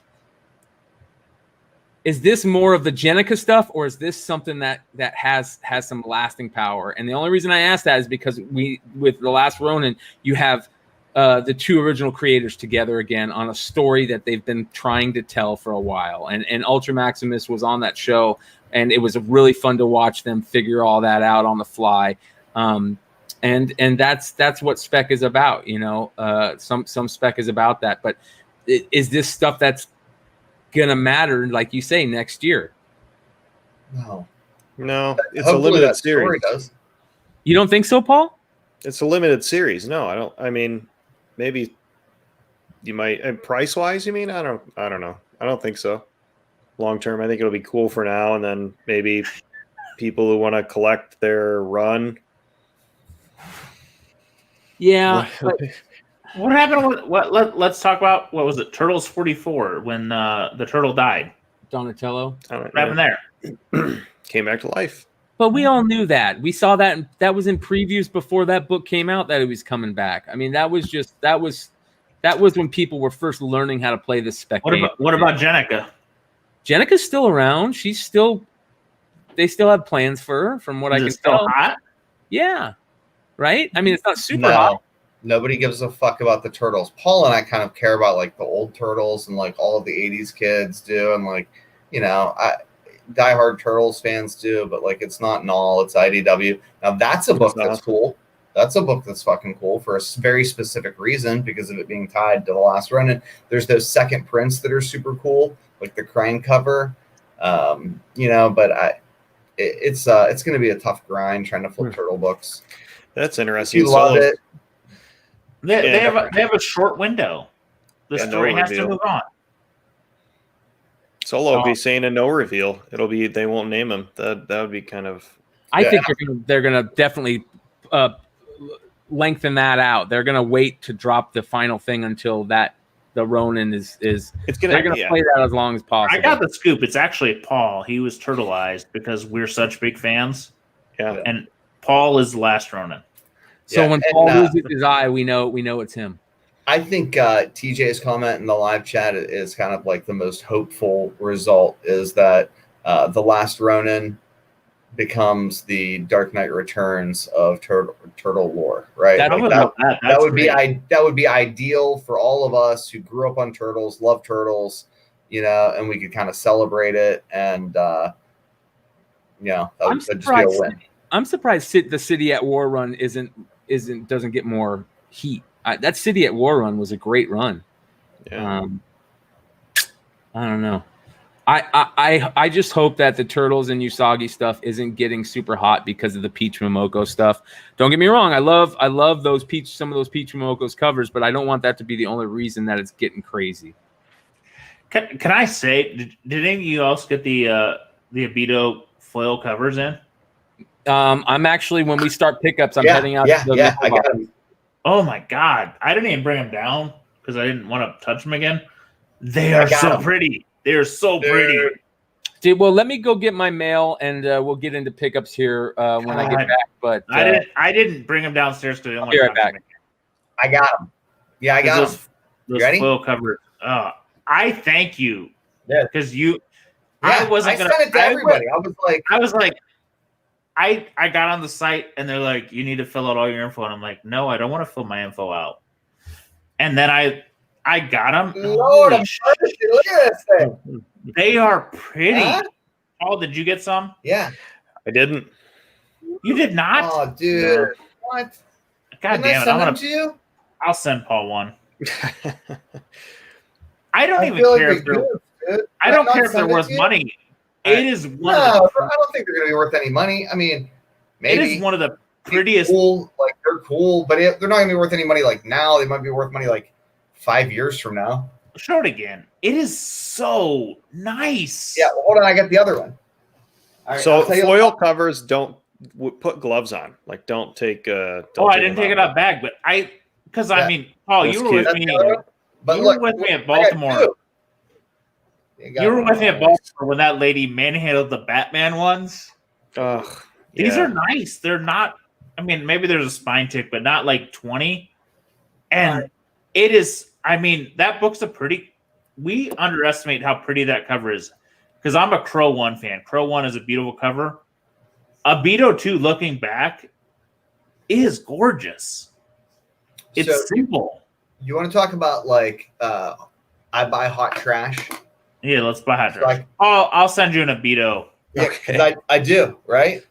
Thor, all this Thor nonsense. I bought like half a dozen of them. Cover Yeah. price. It's fine. Third. Yeah. And then I paid for the variant. Right? I mean, for the record, I have zero like long-term faith in Knull or the Black Winter to be some sort of like thing on the big screen. Just don't see it happening. No, I don't. Look at everybody can get mad at me, but I just don't. The Knull stuff's too tied up. The rights with Sony, and was it in Thor? Was it in Venom? Does Sony own it? Does Marvel own it? They'll fight over that. The Black Winter thing, again, I have no real faith in it, but at least with a Galactus story, which makes sense for the big screen, there's an outside chance that maybe somebody will be like, oh, and we could drop this person in as an aside someday. So, We have so many good stories now that they haven't Absolutely. done well. Oh, dude, looking forward to Galactus on the big screen. But anyway, that's about all I picked up that's I think kind of interesting. So, Paul, you want to go? Yeah, pickups. I got just a couple things. I'm still going through I have a pile of boxes I haven't opened. That's fine. I'm in. I knew what this was. I couldn't not open it. It's the Diamond Select Iron Giant figure. Oh, nice. Very cool. You can still get it on Amazon. It's pretty sweet. Just comes with a little Horvath guy sit on the guy's shoulder. So that was pretty cool. And I thought I had something else. Oh yeah, Igloo, the cooler company, is doing a bunch of cool I saw those coolers. So I picked up one of I've those. not seen that. Turtles? Yeah, I sent a link to Ben. They're doing a bunch of Grateful Dead ones. They have Star Wars. I saw the Star Wars. I didn't see the Yeah. Turtles. I kind of want that. Yeah, I don't know if it's still in stock or not, but that's all I got. Nice. All right, you guys. Before just look at this. All right. All right, Brian, you gonna go? I'll wait to the end. I'm gonna let you go because that was your mailbox. You need to open some of that before we. I know. go. So you go now. All right. Good Lord. I All right. know. So most of mine is Danish because I've had a shipment of Danish comics hanging out for a long, long time. But I will start because my friend there, we've grown a long relationship in a short time because, well, he couldn't ship. He watches the show and realized my son loves shark covers. He found this over there. That's awesome. American My Book. mom's from Denmark. See, a very nice shark cover. He also knows enough to fucking kick me in the nuts and enjoy that of a nice Western. So thank you, sir. Klaus, thank you. I got myself a Spawn one. All the same. We'll go the same country. Tomb of Dracula one. This one's missing a cover. It's the American edition of a remainder copy. That's the Danish version? Yeah. I almost bought that a while ago. Spider-Man 101, which I'm Spectacular Spider-Man 101, which I'm building a set of. So love this cover. And as much as the American's a classic, kind of seeing the other renditions with some color added, some no color added, it's really enjoyable. A favorite set of mine. Talked about this one a few times. Bought a couple of them. The first appearance of the symbiote. Fuck you all if you don't believe it. The other one. Hobgoblin. This one, a very big YouTuber that's bigger than us who, whatever. Fan of foreign comics. Love him. Thank you. This edition has the original Steranko version of the Hulk. If you look at the American version, it's a little toned down. This is Steranko version. Wait a second. So I sell comic books to Comic Tom, and then you fucking buy them from him? I didn't buy it from Comic Tom. I bought it from somebody there. Oh. I was being gentle, and you just throw it out. Oh. Yeah. The 300. Why not? I'm closing in on a set. I'm 2 away. 2 away. One more. Punisher. It's got a nice one. The red on a Punisher. Yeah, red Super really sick. pops. Looks real nice. Couple more. These are no longer that country. We're going to the we'll go this one. French Canadian Punisher. This has lots of tape on the spine, like Scotch tape, ugly tape. Not pretty, but I paid like $40, so fuck it. It's awesome. Can I mention that I wouldn't even understand how to find these things if I had a map. Yeah, I don't know. I just keep saying yes. That's my secret. I find some guys that are selling comics from other countries, and they say, "Here's a book. Do you want to buy it?" And I usually say yes. If they say it's too high, I say maybe, and then they go another price, and I go yes. So make contacts, keep them happy. Sometimes you buy a comic at a price you're not happy about, and you just count on them to bring you another one that you're happy about. So sometimes you just say yes, because there's only some of these guys in these countries. This is Mexican. This is not the Prensa, which are the usual run I collect. This is the later run of non-canons. There's a Christmas issue. Fucking Christmas issue with Spider-Man and Santa. Yeah, dude, that's gorgeous. I've been staring at a lot of these Mac covers that are amazing. It's literally missing a corner of the cover, but he's got a Spider-Man sock. The only difference is you buy them. I just like stare in awe. Well, this is a $100 copy. I bought this one for like 10. I bought this Mexican comic from Australia, FYI. Nice. Another one which you made fun of me for was Spider-Man in a spaceship. Dude, I love that book. Make fun of you. I'm in awe of that book. I will say this: looking at the La Prensas is wonderful art inside from wonderful artists. Looking in this book, Spider-Man appears in 2 panels. Peter Parker looks like shit. I probably would not invest in other than the cover is funny as hell. This one is a redraw of a actual US version. I think 139, first prints of Cyclone, but it was so unique I bought it. And finally, the most embarrassing pickup of the night, Ozzy hooked me up with Ultraverse Prime. Newsstand! Nice. Very, very cool. That's sweet.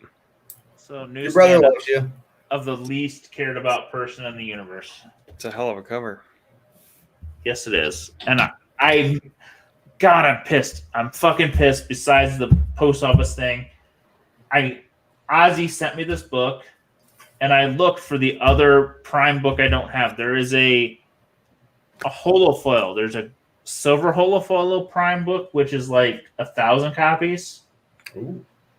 And a gold. The gold is like 200 copies, and there was one up. And I wanted to fucking negotiate, and I put it in my cart and thought, he'll send me an offer, and it sold that night. So I will hunt for the other 200 copies of that cover. And nobody cares because there's no investment material, but us sick individuals that enjoy Ultraverse will pay $200 for it. So thank you. Well done, sir. All right. Brian, have you opened some of those? I am. I'm opening as we go. I got 90% of it opened, and you guys are gonna. Some of these sent me these books out of kindness, out of your heart. I appreciate it. I I incidentally owe people books that for free that I need to send to them, and I'm sorry if you're waiting on them. Phil, somebody else, I don't remember your name. They should be in tomorrow's mail. All right. So I don't remember ordering some of these books. I do remember ordering these. I didn't think I got them. honestly did not think I got them. But look at how shitty. What happened to this? They got like oil leaked on it? Oh, buddy. And guess who this is from?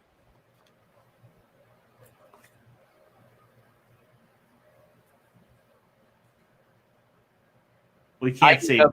IDW. Oh shit.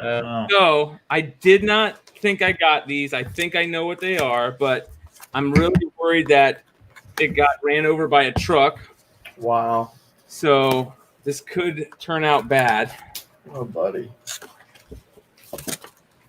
All right. These are fucking beautiful. I'm so glad I got them. I really did not think I got them. Nice. Oh, those are nice. Boom. Bang, bang. Well done, sir. Yeah. So these are probably the least profitable ones on the site, but these are the ones I wanted the most. So that was nice. All right, let's see what's in here. This is, let's see what this is. This could be interesting. I also got a big shout out to our friends over in Turkey. Parallel Universe. I got a nice package from them that I'll be showing you here shortly. Jesus, man, this is a lot of comics that I did not realize I was going to be getting. And there's an added bonus in this, and this could be a good one because I think he's watching right now. Thank you, Mr. Robert Fordham. Strong. I love this comic. He saw that I talked about it on the show, and he said, "Hey, man, I'm thinking about selling mine. Do you want it?" I said, "Yes." And I haven't seen the added bonus yet. I'm going to flip it over. We're all going to see it at once. Deadpool. Build your own Deadpool torso, head, and back. That's awesome. So thank you, Robert Fordham. Always putting in goodies. All right. And these are gorgeous. Fucking A, these are gorgeous. They're even more gorgeous when you get them like that.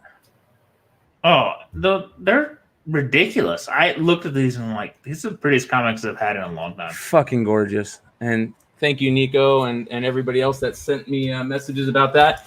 These are the ones that I don't remember ordering. As a matter of fact, I seriously thought that I was going to have to. I was talking to my homie Chuck the other day because he said, "Oh, I got some," and I'm like, "Oh my god, dude, I didn't get them." But this is probably the happiest thing. Money, money, money. Nice. Beautiful. These are awesome. That's a great homage. Yeah, I love them. So I got those. All right. Got some. I've talked about this on the show. I've talked about it on multiple shows. I'm not gonna let you guys do your homework, but got two more of these guys. Smart. Oh yeah. First, Yelena in the magazine. I like that you and I are the only two people who like that book, apparently. I know, right? Shout out to the viewer who told me that sent me the link for this one. Oh, that's a beautiful. Holy Wow. I've never seen that before. This is the Storm Shadow. I think this is Golden Apple. Golden shit. Apple. Oh wow, that's beautiful. Holy shit. Yeah, that is nice. That's one in like 3 years ago. I'll be like, who got that one? You think that's beautiful?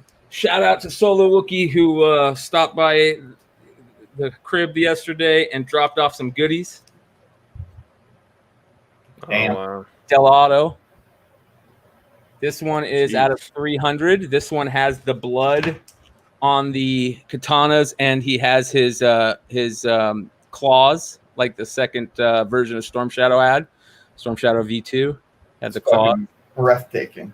And then this one is numbered to 500 and just no blood and no claws.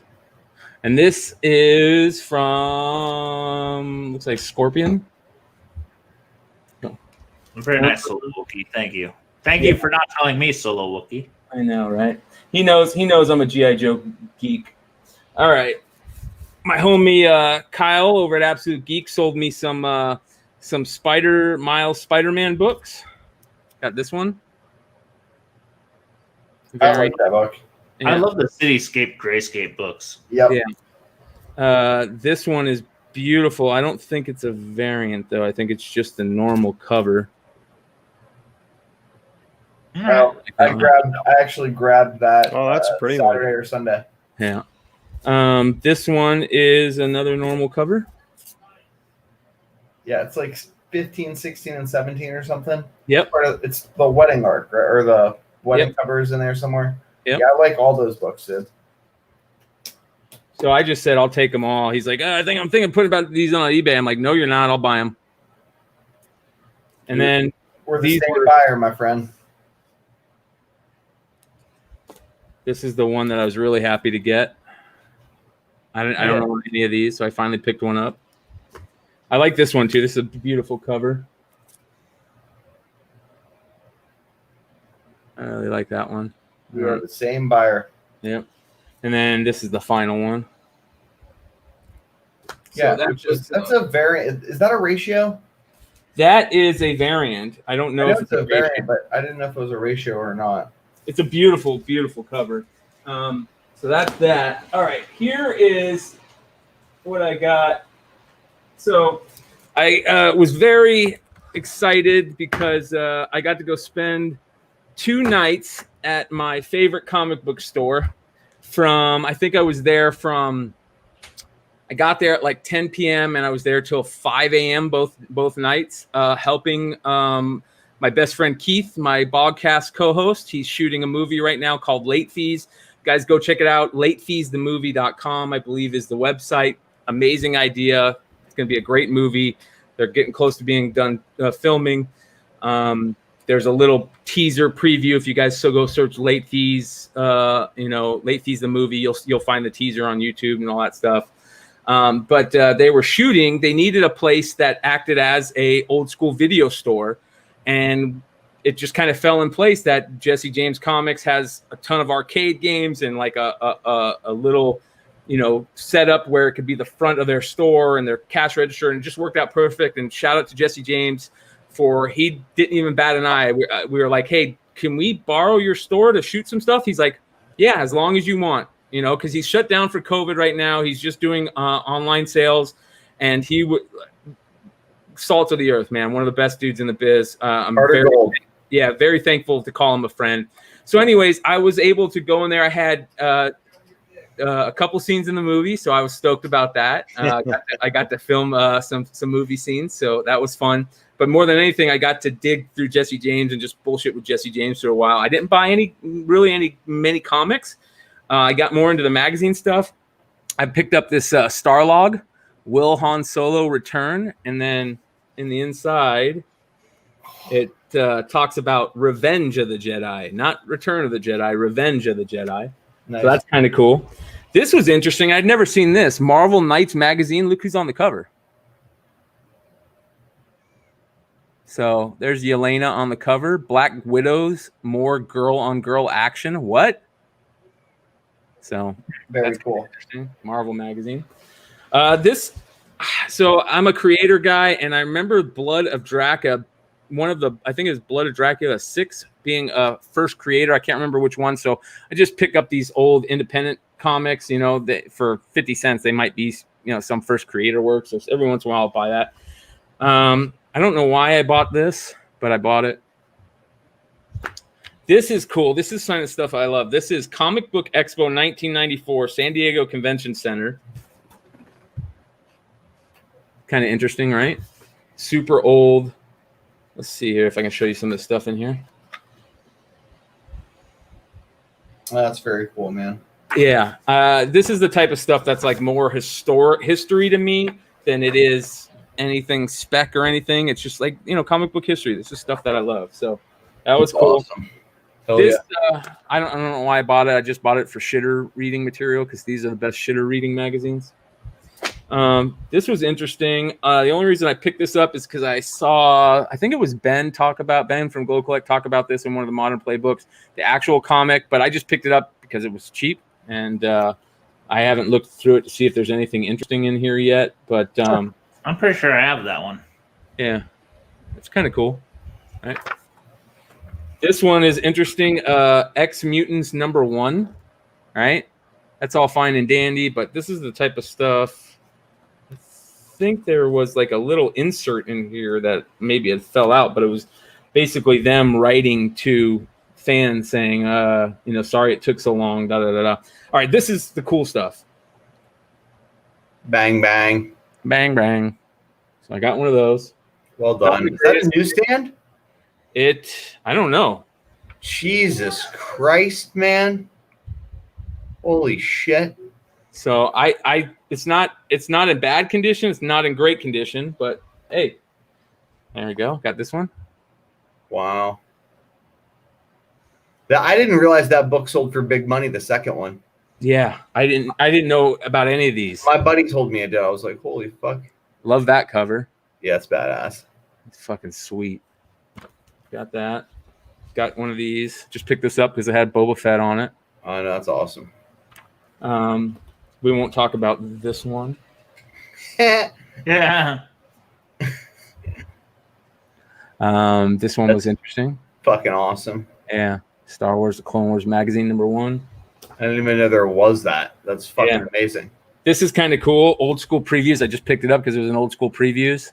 Oh, dude, I remember having that when I was a little kid. I remember ordering out of that. Well, not only that, look what's in it, bro. Everything is still in it. The mask. Oh, yes. It's got all the inserts. Everything is still in it. Spawn Pogs. You guys want Spawn Fucking Pogs? rock and roll. There's the extra little comic books in there. Plasm. Oh my god. I know, right? This is a shout out to Jon Z. I wouldn't have picked this up if you hadn't talked about it a couple nights before, and I was just like, oh, it was, What are you putting up? all these magazines. I'm not telling you to brag about it. I'm just telling you this is the type of dude. We've lost 25 viewers, and I'm having more fun watching you open shit than I've had in 2 weeks. All these magazines cost me $15, dude. $15 I paid for all these magazines. So here's Orb magazine #4, and Northern Light there. Yeah, Orb was a tough one. Holy shit. I don't even know much about Orb other than what you've talked about it. And it's a really nice, when you actually look at what's inside, it's got color, it's got black and white. It's actually a beautiful magazine. It's a beautiful, beautiful magazine, man. So, but here's where it gets kind of crazy. Well, I get a little worried when you mentioned me. I'm like, what did I talk about? Real quick, let's give a shout out to you can see me just enamored with my fucking mouth open, like nose pressed against the screen. You okay?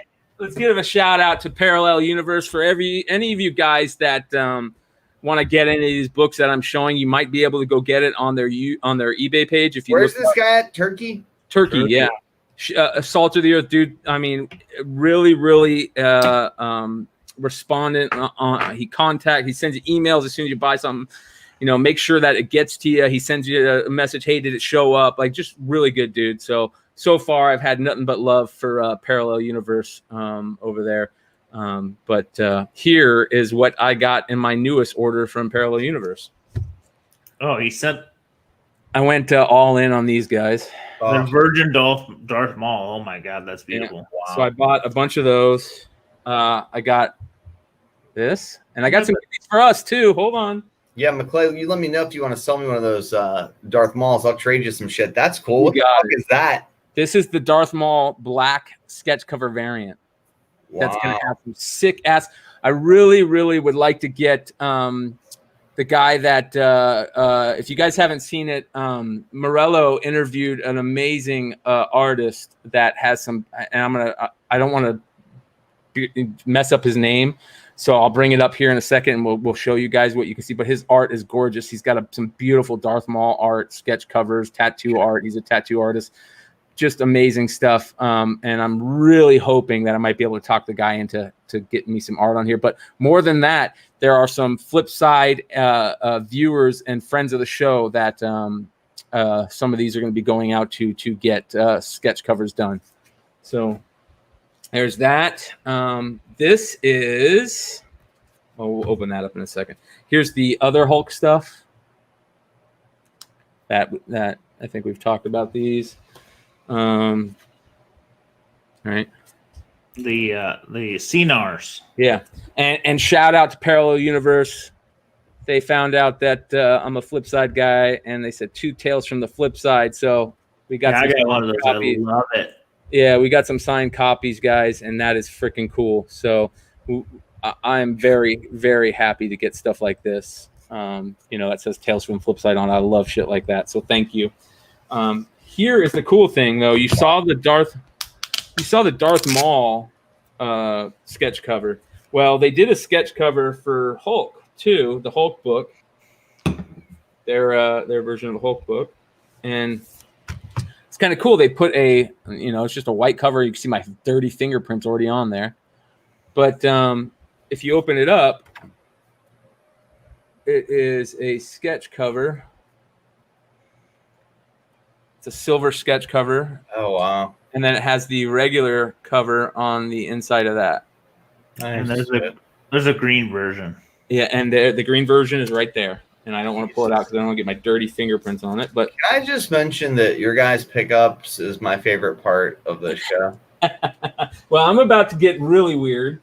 Oh God, you saw more?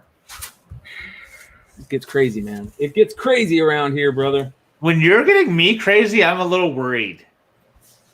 Because it's usually Paul, then Nico, then me. And if you're diving deeper than me, you're in trouble. Well, this is a problem for me because I love the creator first stuff, but sometimes I get in my herbal state late at night when I'm not editing Flipside videos, and I search creator first, and sometimes I forget who the creators are why I bought them. This is one, and I can't remember why I bought 2 of them, but this is a creator first, and I promise you guys I will figure it out shortly, and I'll post it somewhere. But this book has some creator first in it. Super hard art book. It's called Affected by Art, Volume 4. Jesus. I think it's Tim McFarlane. Yeah, from Hermes Press, and it's got just let me see here. Okay, Erica Berkowitz, Patrick Jones, Alan Williams, Lauren. There's somebody in here famous this is their very first printed stuff, and I will find out. Nico and I are all like, "What the fuck are you?" Yeah, this is a creator first that I just got to figure out what they are. So for some reason I bought 3 of them, and then the guy sent me a thing like, "Sorry, man, I only got 2 of them." I'm like, I don't even remember why I bought them. Just sent them. Yeah, I'm rarely in the what the fuck is that mode when it comes to comics and shit. And sir, I'm taking notes now. If Nico and I are both like, we don't know, it's bad. And I bought 4 copies of these because they must have been so cheap, and I don't remember why. But this is another creator first that I can't remember who. Girls and Corpses. I support that either way. Yeah, and Jesus Christ, man, how deep are you? Hey, man, I told you, man. Creator first is don't worry, there's no nudity. Creator first is my foreign, right? I mean, we talked about the banana stuff earlier.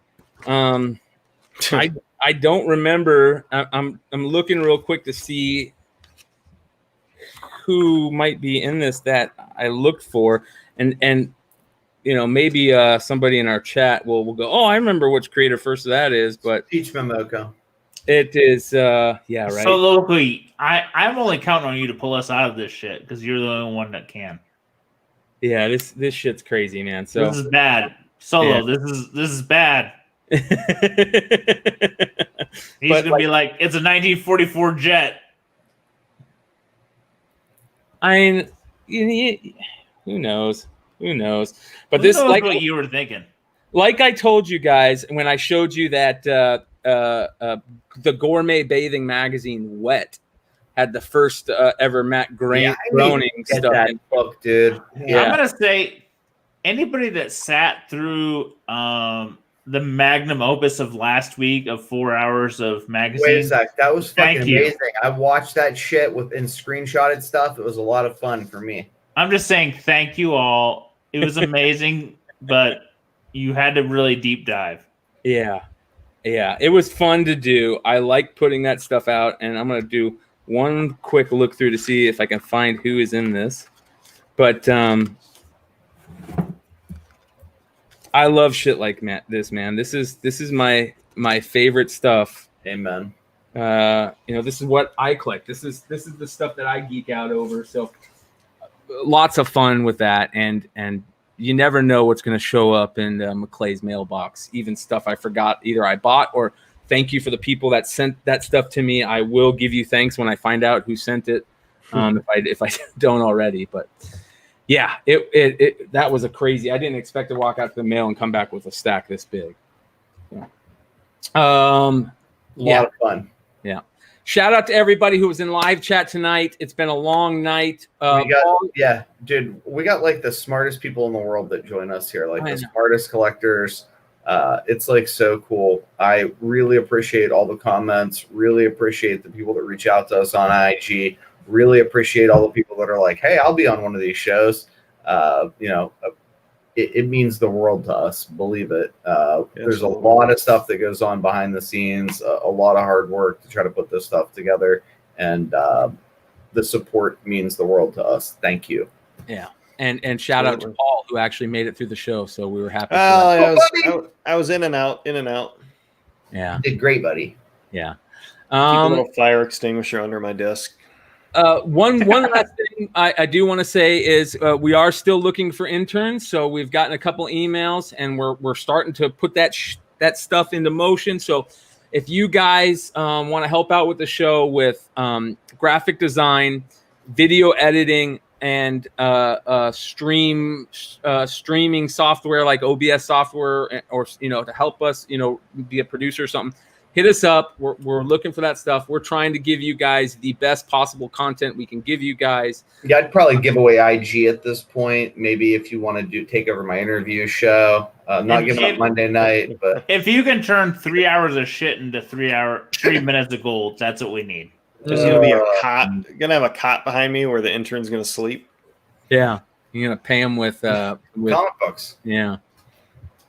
All right.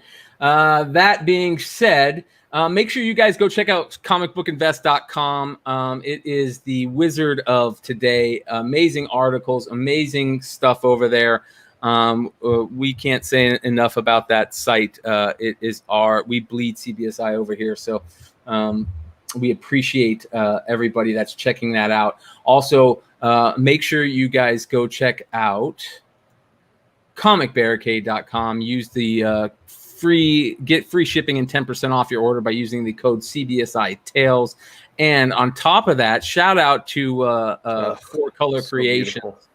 That puts out some of the most amazing art that I've seen in a long time. These beautiful laser wood engraved 3D covers are absolutely gorgeous. Z showed what he got a couple weeks ago. The shark with the laser on its head. He also has done a ASM 300 and a Crime Suspense 22 since we've done it. So check them out. Yeah, I saw great price.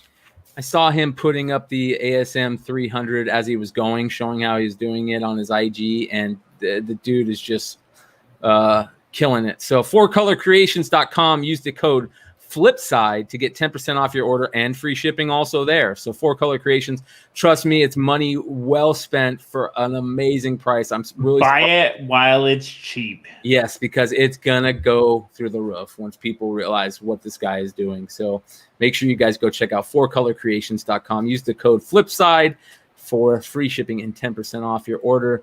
Other than that, gentlemen, we got anything else you guys can think of? No, let's get the fuck off here while we still have a few viewers. Adios, ladies and gentlemen. We will see you next time.